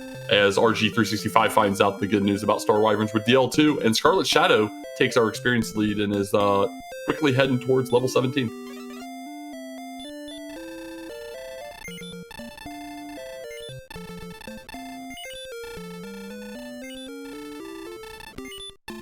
We've had a lot of back and forth, but it looks like this race is tightened up. We've got 3 pretty much even runners, just some differing advantages here and there. It's a little bit of inventory versus a little bit of exploration.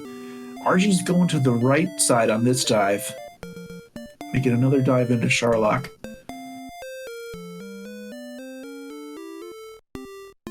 All right, he's into that last dark basement in Sharlock here, so not an instant pop-up on the left set of stairs, which would have been pretty humorous if that happened. We'll see if this goes anywhere or not, and if he happens to find the path. Oh, it's Tablet Cave. We do have at least one chest, can have a second here.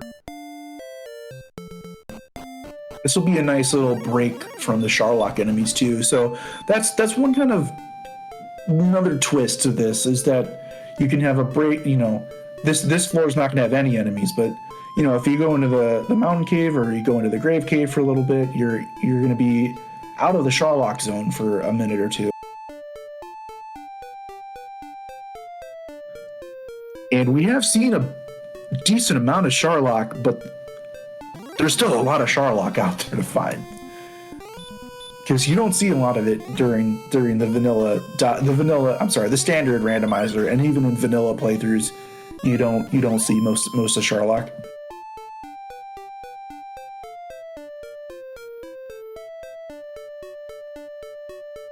All right, no, absolutely, and that's I think what really highlights this flag set for me is the inclusion of so much, and all these stairs absolutely matter. Maybe not every seed, but they matter in general. But we're gonna get a look at the left side now, which has led us to the path to grave chest 5 in reverse. We got to pass through here. Only one exit. We'll see where that one leads.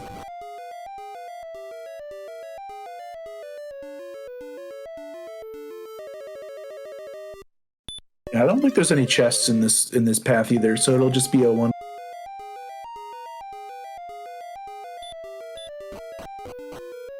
So there we go, Scarletshadoww, level 17, getting a staggering 2 strength, 1 agility, 10 hit points. Here we go, Mountain Cave 2. This is the next biggest area with chests, although he's 0 for 2 so far. Well, 0 for 3, but chest 5 does exist. He's going in a non-standard order, and I'm perfectly fine with that. Yeah, normally there's 5 chests down here, but I think there's seven possibilities with these random. I'm sorry, 8 possibilities. That chest was so trolly. He runs onto the chest, gets an encounter, but it was just a poltergeist, which cannot be one of our treasure cards. Definitely looking for encounters here. And that encounter would indicate that it will be our sword. Poltergeist is trying out for the team. Poltergeist, hey, pick me. I want to be a treasure guard. He's red dragons are the true treasure guards. They're everywhere.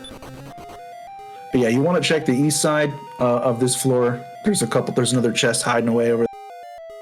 He's got it all. You can see it with Radiant. It is completely a bust. 1 total chest rolled downstairs. That is one of the worst Mountain 2s I've ever seen.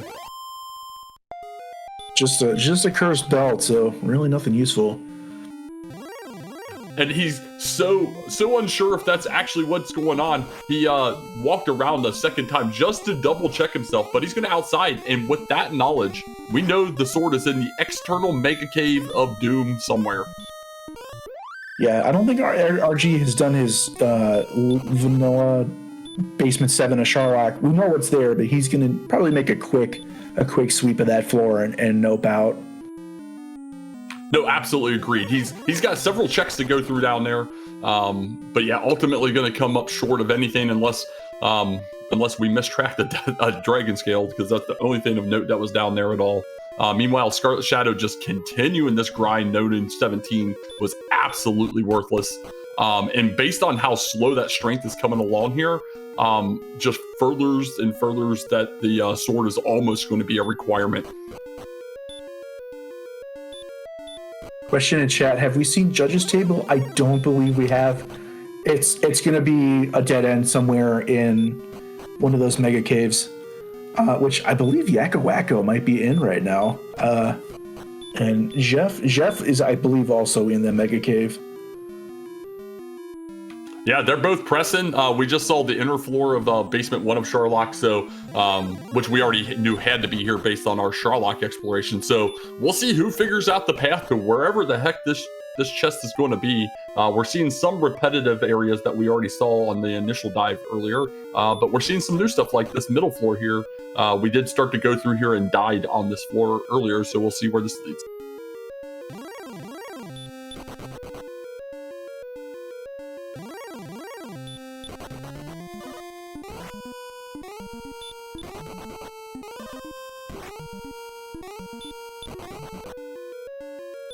I think I just saw YakkoWakko hit that straight line dead end. That's probably, it might be basement 5 or 6 of Sharlock. I know Jeff has seen it before. Nope, absolutely. So a lot of sadness there for sure. Looks like Scarletshadoww's going into swamp. Either still looking for his rainbow or possibly going to go check on this stair himself. Yeah, let's see what he does. Throws on Radiant. Yeah, definitely gonna go, or the stair. He's gonna go check on this chest potential back here. Find out the princess is all by herself today.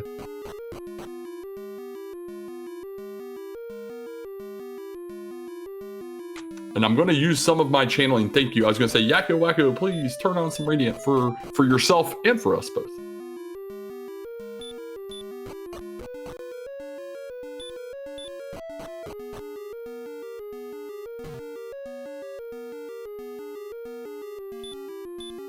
Yeah, it's really tough to keep track of which stairs I mean, I have a hard enough time keeping track of my own progress, much less 4 people at once. This has got to be the hardest thing to keep track of.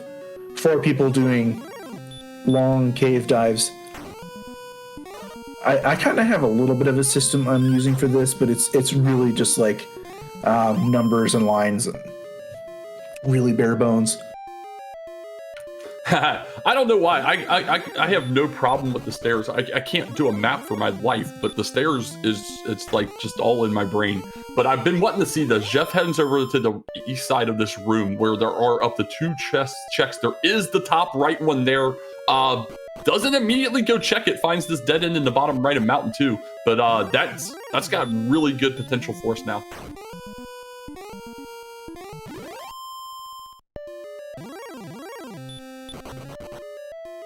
I was going to say RG365 finds that center of basement 1 of Sharlock. There's 2 chests potentially in there, but I think we've seen that earlier and found that there was nothing.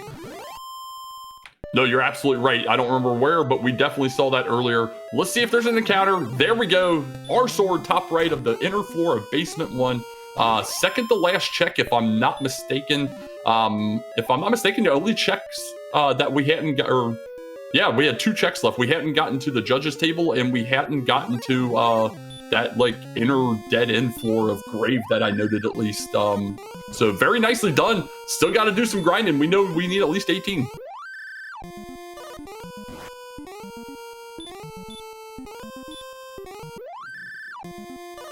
Yeah, I think he needs to make a beeline back to that Axe Knight and get a couple more levels.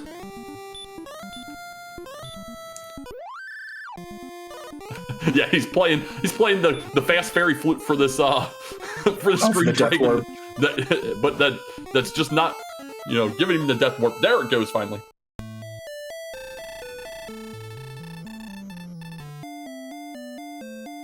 Yeah, for viewers at home, there are a couple items you can use to kind of waste a turn. I don't know that you'd want to mess with the harp because that might take a while unless you're using speed hacks. Yeah, if you can blow the flute or play the flute, that wastes a turn. You can adjust the position of the fighter's ring on your hand. That kind of wastes a turn. I think you can also like grip the token or whatever. You can use the Erdrick's token to waste a turn. Yeah, that's a good way to get a death warp. Because if you swing away, you might just kill the enemy. No, exactly. That's when you finally get a crit. Oh man, Yakko needed to go over and up and goes over and down. Hopefully, well, we know this is a dead end down here on the bottom right. This dead end in the bottom right of mountain too. So hopefully he goes up and sees where those two chest locations are and finds his sword. Yakko sorely needs to get this sword just so he can get into a grind, as he is, as noted on, I mean, we're 9,000 experience behind Scarletshadoww at this point. That's a monumental amount of XP to overcome.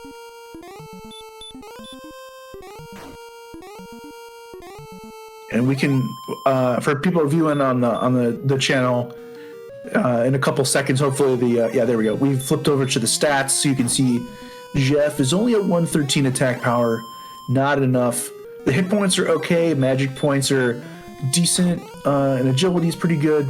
But yeah, attack power, you definitely need some more.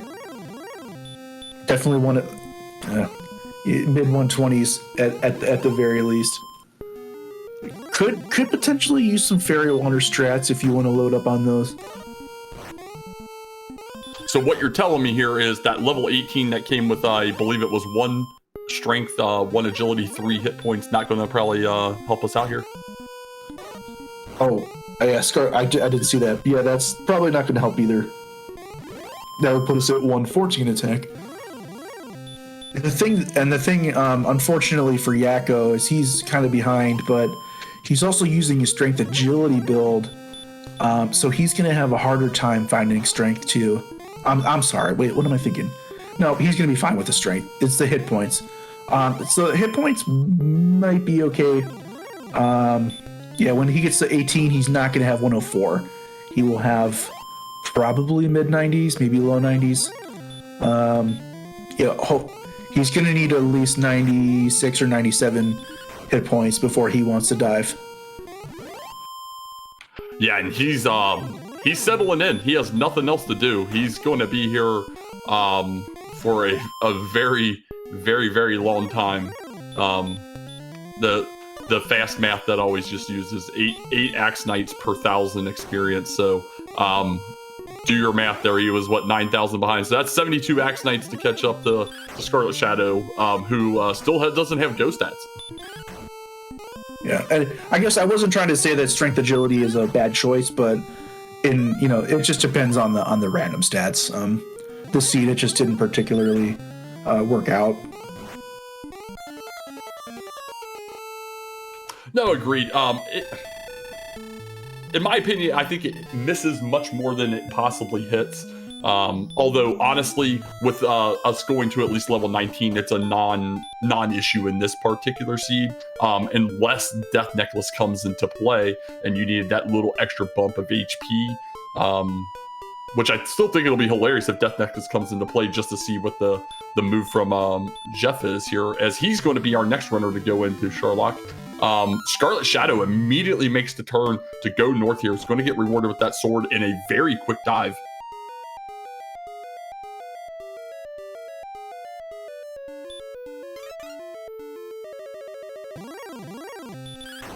Yeah, question in chat, why in the Sherlock? I think it's twofold. One, you just get tired of grinding the Axe Knight after a while and need to do something. 2, you want to know what the path is downstairs, so you figure dive, grind, maybe find the sword on the way. If I didn't already have it, but he already has it, so yeah, it's just got to be to find the path. Maybe he's thinking there's a possible better grind on the spike tile in the basement. Although an Axe Knight in Hawksness right outside of start is going to be extremely hard to beat.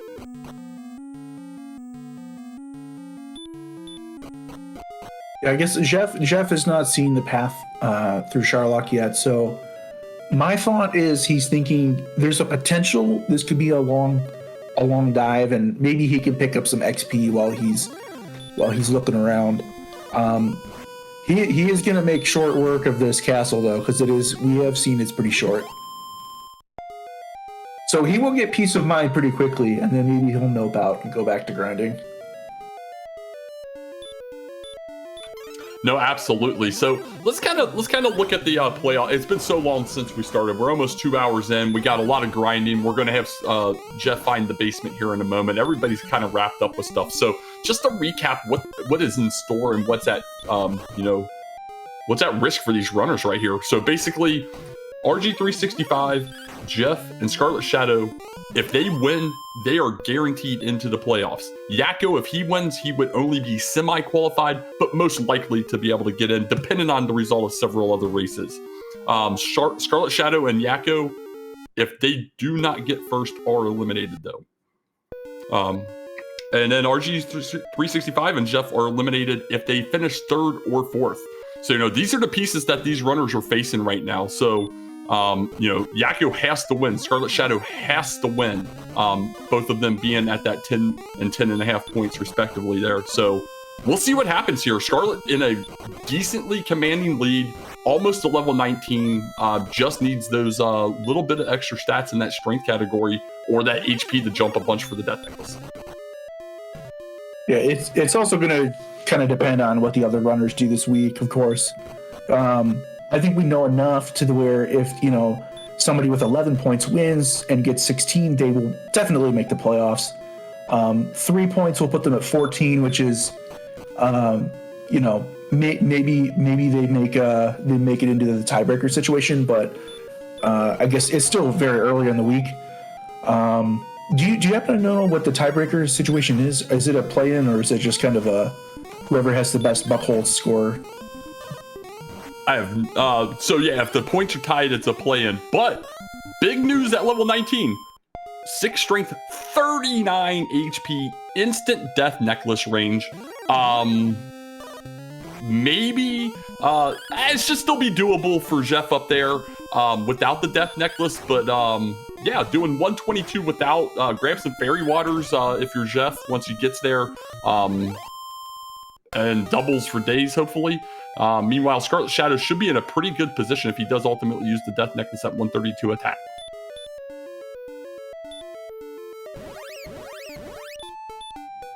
Yeah, using the death necklace would put him down to, 109 hit points, 108, 109, 110, something like that. It boosts his attack power to 132, which would be perfect. And he's got enough MP to make it work, and it's a pretty quick dive to the... I don't know if Scarlet's made the full dive down to the... I don't think he's made the bridge yet. He's making it right now. But yeah, very, very quick dive if he finds the right path. And even if he goes the wrong way, it'll still be a quick dive. Well, he found the right path, but we need him to get to that correct path. Just had to mess with you from earlier, but he does get right, which I'm a fan of going right as well. I know I've seen some people in chat were #team right and all that, but ultimately, at least for him, these alternate paths, while they're not immediate dead ends, are pretty quick dead ends, so he shouldn't have to waste much time here. The Star Wyvern getting him a little mess though.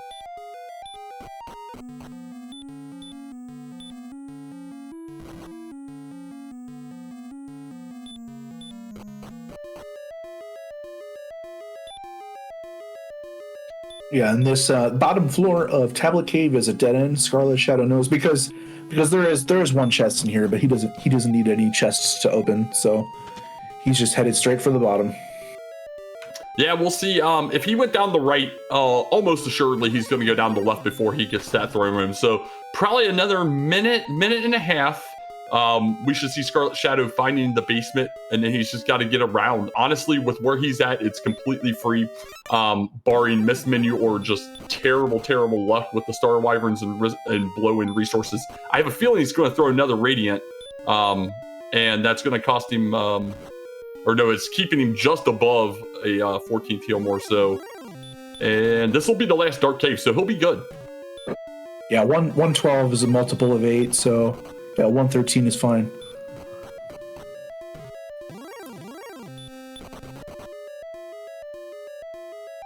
So here we go. I believe this was the last stair before it dead-ended, if I recall. As soon as he goes down, though, should get the...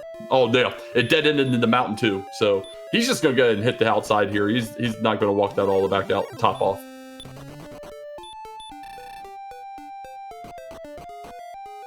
Yeah, he's not even going to mess with, you know, healing up his magic points. He's just going to go straight for the Dragon Lord. And I think he's fine. I don't know if you notice how fine he is, because I don't think he's seen the what's behind the throne room, but he's going to be pleasantly surprised.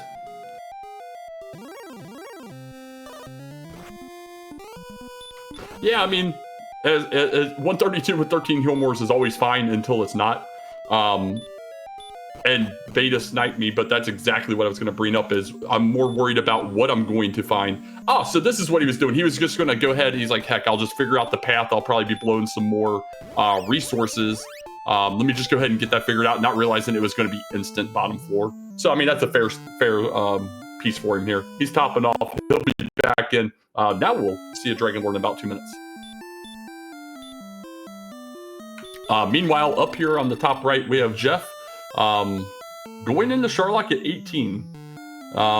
Unless I missed the level up, which is no, he's about to get the level on the dive. He's one enemy away. So here we go. Jeff's going to get 19. He's going to get the great news and bad news that his death necklace would be very helpful. But we'll see what he can do here. Meanwhile, RG365 about 1,500 away, so needs 11 more Axe Knights here. Yeah, his attack power is kind of low for, you know, but his hit points are very high. So I'm not really good on this math here, but there's a potential for having enough double turns to make this work. But I'm honestly not sure how the math shakes out here.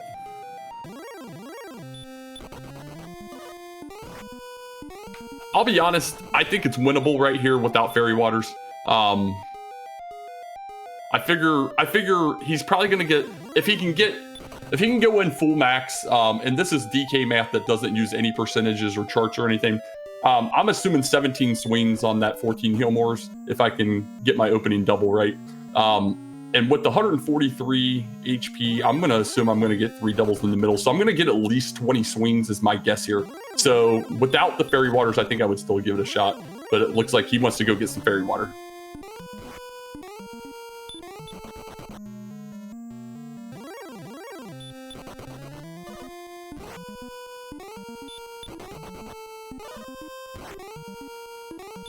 Yeah, have we seen the spike tile yet? I know a couple runners have made their way down to the bottom right corner, but I'm pretty sure I've seen a couple people outside once they got down there. Yeah, I know Yakko got down there when he was looking for the sword earlier, and it was a golem, right? I believe. Oh yeah, there we go. Ook says golem.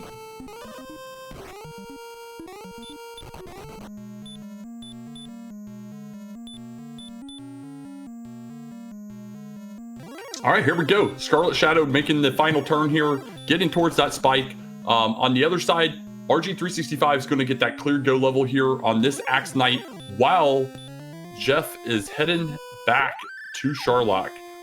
Jeff's going to have a slightly longer battle overall without the advantage of that death necklace. We'll see if that extra length of time could come back to bite him. I seem to recall a race I was in that very similar situation happened, except it was just a difference in strength.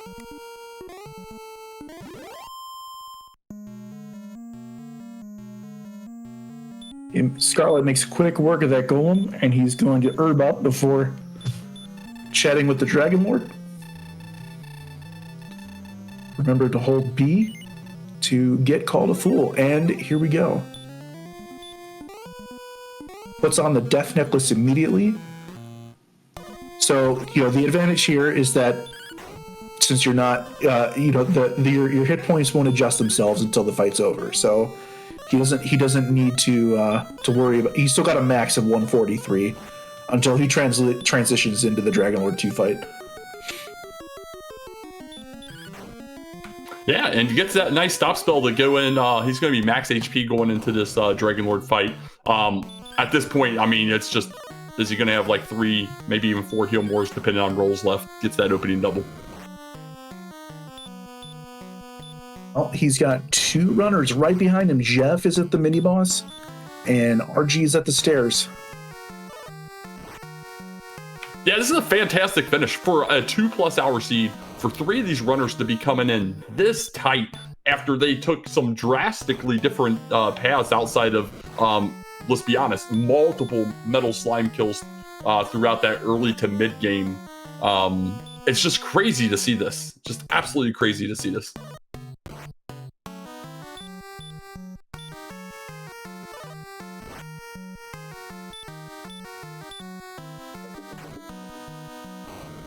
So Scarlet taking the time to menu for Fairy Water.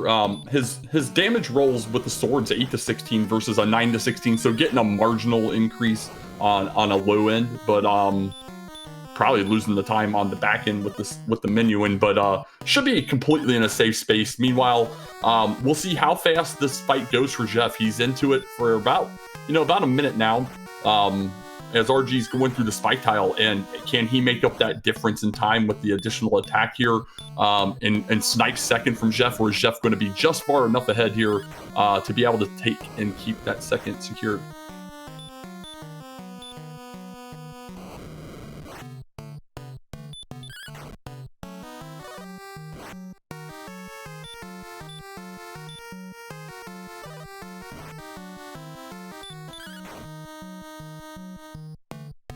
Well, unfortunately, RG365 had an absolute bear of a battle with that golem. I think any opportunity at this point for him to come back is gone. But get those GGs out in chat. Scarletshadoww has defeated the Dragon Lord, is going to finish first tonight and guarantee himself a turn in the playoffs. Official time for Scarletshadoww, 2 hours, 4 minutes, and 31 seconds. Yeah, I agree. Very, very well played by all these runners. Love the close finish. We've got YakkoWakko closing in as well. He's at 18. He's going to grind for 9. We'll see where he is at 19, if he likes his stats or not. But he's pretty close behind as well. This is very close across the board. Yeah, this is a fantastic grind spot here, and Yakko was able to close in a lot of that that deficit he was in. Remember, at one point I pointed out he was 9,000 experience behind Scarletshadoww, and as Scarlet's finishing, he was just slightly over 2,000. So, all right, get your GGs out for Jeff. Going to take second tonight, and be safe still at this point. We'll see how 14 works out, but for now, not officially eliminated. So very nice job, Jeff. GGs.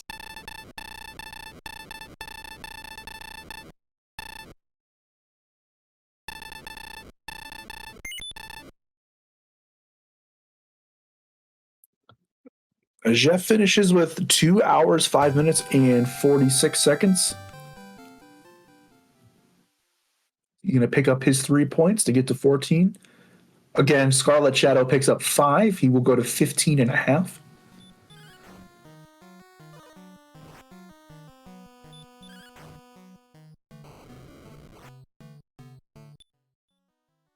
All right, battle for RG seems to be going as expected here. Not been counting, but been watching some lower rolls, some higher rolls, some middle rolls. So we'll see how this one goes. As Yakko's got about 11 Axe Knights left to go here, and he'll get to his level 19 and shouldn't be too far behind these other runners.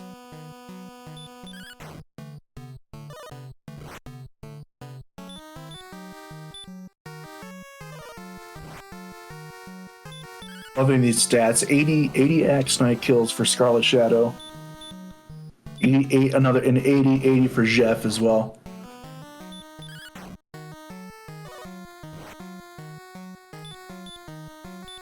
And on a 4-strength start, no slimes to be found. But joining us here in the booth right now is our second place finisher, Jeff. GG. How are you feeling after that very, very long race?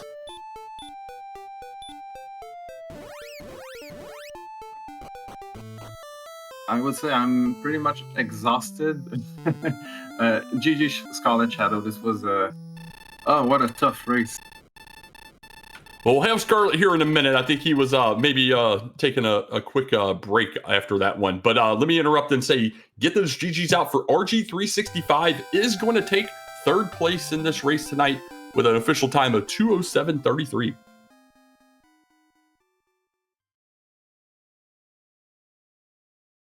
Yes, Scarlet's in the waiting room. I don't think I can drag him in. I don't think we can drag him in or not.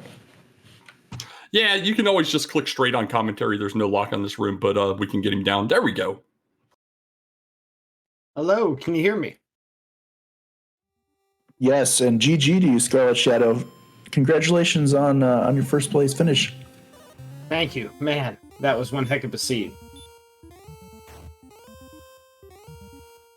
So there was a lot to parse on this one on a 2+ hour seed, right? And we had a real heavy early game into mid game. I think you might even call that early game, and then a decently long mid game, and then outside of that giant grind at the end, a little free for all on who was going to explore and win and such. So let me ask you. We'll start with the winner first here with Shadow. How are you feeling after this whole thing? Do you feel that things went the way you would like, or wish you could have done some things a little different during this whole 2-hour extravaganza? I mean, the beginning, I was worried and scared the entire time that somebody had maneuvered or got their way on the map and found something interesting or found gold, like in a random chest, and then had gotten gear before I did. I felt like my early game was slow and slow and slow. I was super worried that I was way behind. Felt a lot better after I found Free Cave had nothing, and everything else is kind of behind locked doors in this flag set, so... But yeah, the early game felt slow and I got super worried. After we got to an hour and a half and nobody finished, I'm like, okay, maybe everybody had the same problem as me, and it's just a grind fest to the end. Very, very nice. Yeah, the beginning was brutal. And I'll be honest, for all three of you here, the first runner that got out of that early 4-strength jail is YakkoWakko. Went west and was the first one of our on-stream runners tonight to find one of the metal slimes. Unfortunately for him, he just never found them again, as all of you found them multiple times throughout the race. Yeah, when I found that the first one, it brought me up above I think level 7 to 350 experience, and then I started feeling okay, but of course, strength wasn't there for the whole seed, and hit points wasn't there until the very last 3 levels, so it was just a slog. I felt pretty confident when I started grinding Magic Wyverns outside of Breckenary that was the right move to get me ahead, but I wasn't sure if that was enough compared to other people. So let me parlay this over to our second place winner, Jeff here. How did you feel about your early success in finding gold in the method of selling the death necklace? What was your thoughts on that, especially as we got to the end game and you saw that giant bump in HP? Well, I was super happy the whole race, except the end, that I had sold the death necklace. But I was very much disappointed to find not much of an interesting weapon either in Rimeldar or Breckenary. Still, of course, the copper sword was better than nothing, and it was the weapon I used for most of the seed. But yeah, this is the very first time I used Fairy Water strats against the Dragon Lord. I don't like this strat. I've seen other people do it, and it seemed to work okay. So I thought, well, this is the time or never to try it, I guess. Yeah, and very nicely done. I mean, it's a slow battle when you're doing what was it? Or were you 5 to 11, I believe, at 122 attack power? So very slow battle, but those fairy waters kind of get you there. So yeah, it ultimately didn't cost you any time or any placing. So very nicely thought of there. Yeah, thank you. So I was you were talking with our winner here about our grinding spots. I'm not sure. I was really worried about mine because I found a spot with 2 little hills with metal slimes, wolves, and wyverns. But it wasn't that good. But I've been lucky with the metal slimes, and I didn't find anything better. So I I hung there, but I'm pretty sure there were some other place like the Magic Wyvern. Yeah, and I encountered a few of them, but I didn't think I was strong enough to reliably take them on. Yeah, I would say I would feel pretty accurate that all of our runners at certain points flip-flopped on locations or tried a few different things. You definitely heavily stood there. As it started to push on a little bit, we did see a couple of the runners get the Magic Wyverns in the Hawksness zone. So that was a pretty popular zone also. But a lot of people just, as they were walking around, kind of forcing themselves through all those that metal slime zone, just hoping to pick one of those off and just taking off whatever they ran into. And I just missed that he had came in. Welcome to the booth, RG365. GG's on this slog of a race. How are you feeling after this one? I'm glad it's over. That was not easy. I can't say it wasn't fun though. It was a very interesting seed. And GG to Scarletshadoww. I'm not surprised that you're first, and Juef, very close times. GG to you as well. GG, gentlemen. Yeah, GG. Thank you for the race. It was a good time despite the hardship. Well, I mean, it's a 2-hour race, and the three of us finished within 3 minutes of each other, so that's just impressive altogether. It must have been fun to watch as we were getting to the end. It definitely was fun. There were some lead changes throughout the entire seed, but yeah, coming down to the wire, you know, all three of you were very close. I think all three of you were in Sharlock at the same time, diving for game. So it was definitely exciting. I'm definitely interested to hear your thoughts on the stair shuffle. You know, how did that? I guess I don't really know who to ask, but anybody have any thoughts on how the stair shuffle affected your strategy this race? I mean, I started by going into grave several times because it was right there to try to clear all the chests off the top floor of it.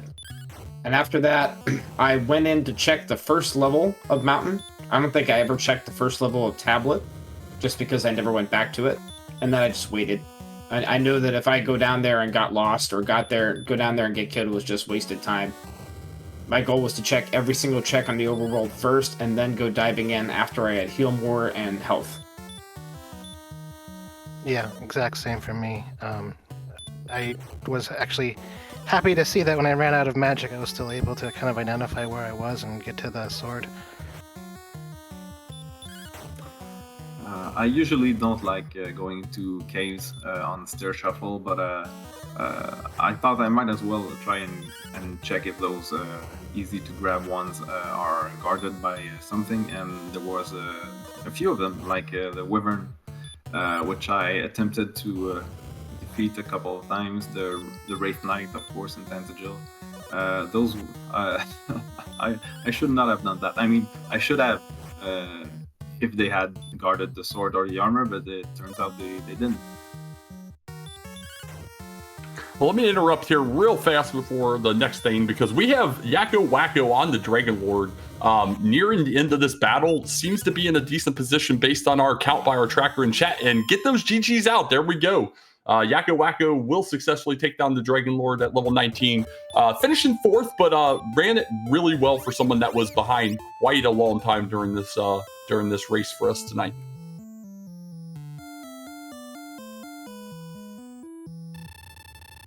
Dragon Lord only had 150 hit points. I could have swore it was like 200. Sometimes it can feel like that for sure. So let me ask you guys, I only have one real question outside of what's already been asked. As well, maybe not for Scarlet, it took you a while to get down the rim, and at that point it was kind of inconsequential, but for the other two, when you got to Rimmelder and found that death necklace in the back there, did anybody give it thought as far as grinding the gold? And because you can go out, come back in, and it's a chest with like 1 to 120 gold in it. I think, Jeff, we saw you just immediately nope out. And that's when you went and sold the death necklace and then came back and bought the keys. But any thoughts to that, or not even realizing that was an option? I did forget The only thing I saw that was even worth buying though was magic armor, so I'm not too disappointed about it. Honestly, I went and searched the spot immediately after taking the death necklace. Like, I walked away like 3 steps and came back, and it searched up as nothing. I didn't realize that I had to leave the town and come back in Rim to make that work. Or I would have stayed there and ground a lot of money, and I would have bought either magic armor or probably a flame sword. I would have spent the time there at that point in the seed, I think. I don't remember seeing a flame sword. Where was one? I could have swore I saw one in one of the earlier towns. Could be that it wasn't there. I ended up getting gold while I was doing the shuffle, ready to get the flame sword if I couldn't find an Erdrick sword, and I ended up finding Erdrick sword, so I stopped. Okay, yeah. If it was in Rim or Breck, then I didn't write it down because I only saw half plate and full plate in Breck and magic armor in Rim.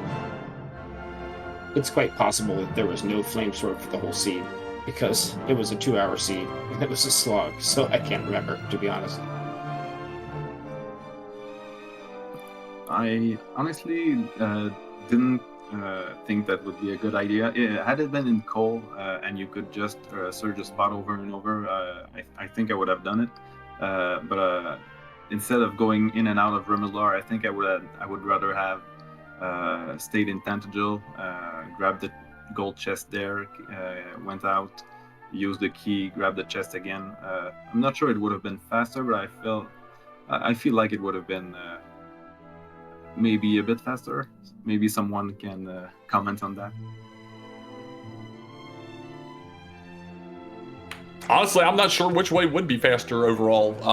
But no, it was one of those things that, like, at the time, it was so early when we saw it done, or when we found it and saw it was a death necklace and made the comment that it's like, it's one of those things that doesn't present itself very often, especially, in an open door chest inside Rimmelder. So, like, the option of it even being there is so minimal that I was kind of curious if that had ever even crossed anyone's minds as we were going through.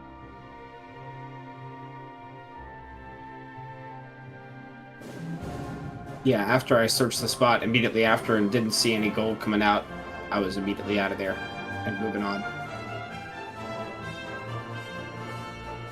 How far behind was I getting keys? Because I know that I spent a lot of time grinding and waiting to explore, and when I found Rimmelder pretty easy access, I felt really far behind. I'd say from first person, probably 40-45 minutes, something like that.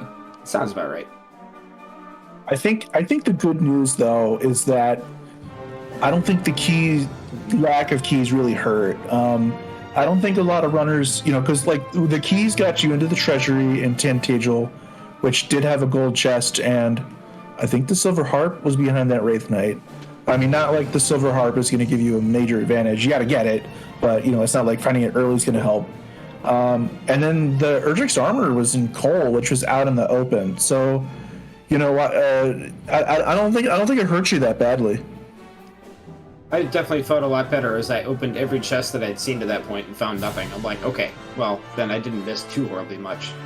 Except if I maybe missed a gold grind. That's what I was really worried about.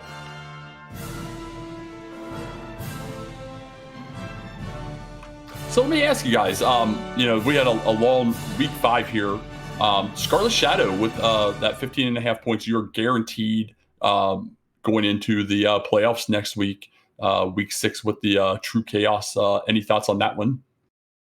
I'm looking forward to getting a little bit of practice in. This is the first time I've made the playoffs in a tournament after falling just short in the last 3.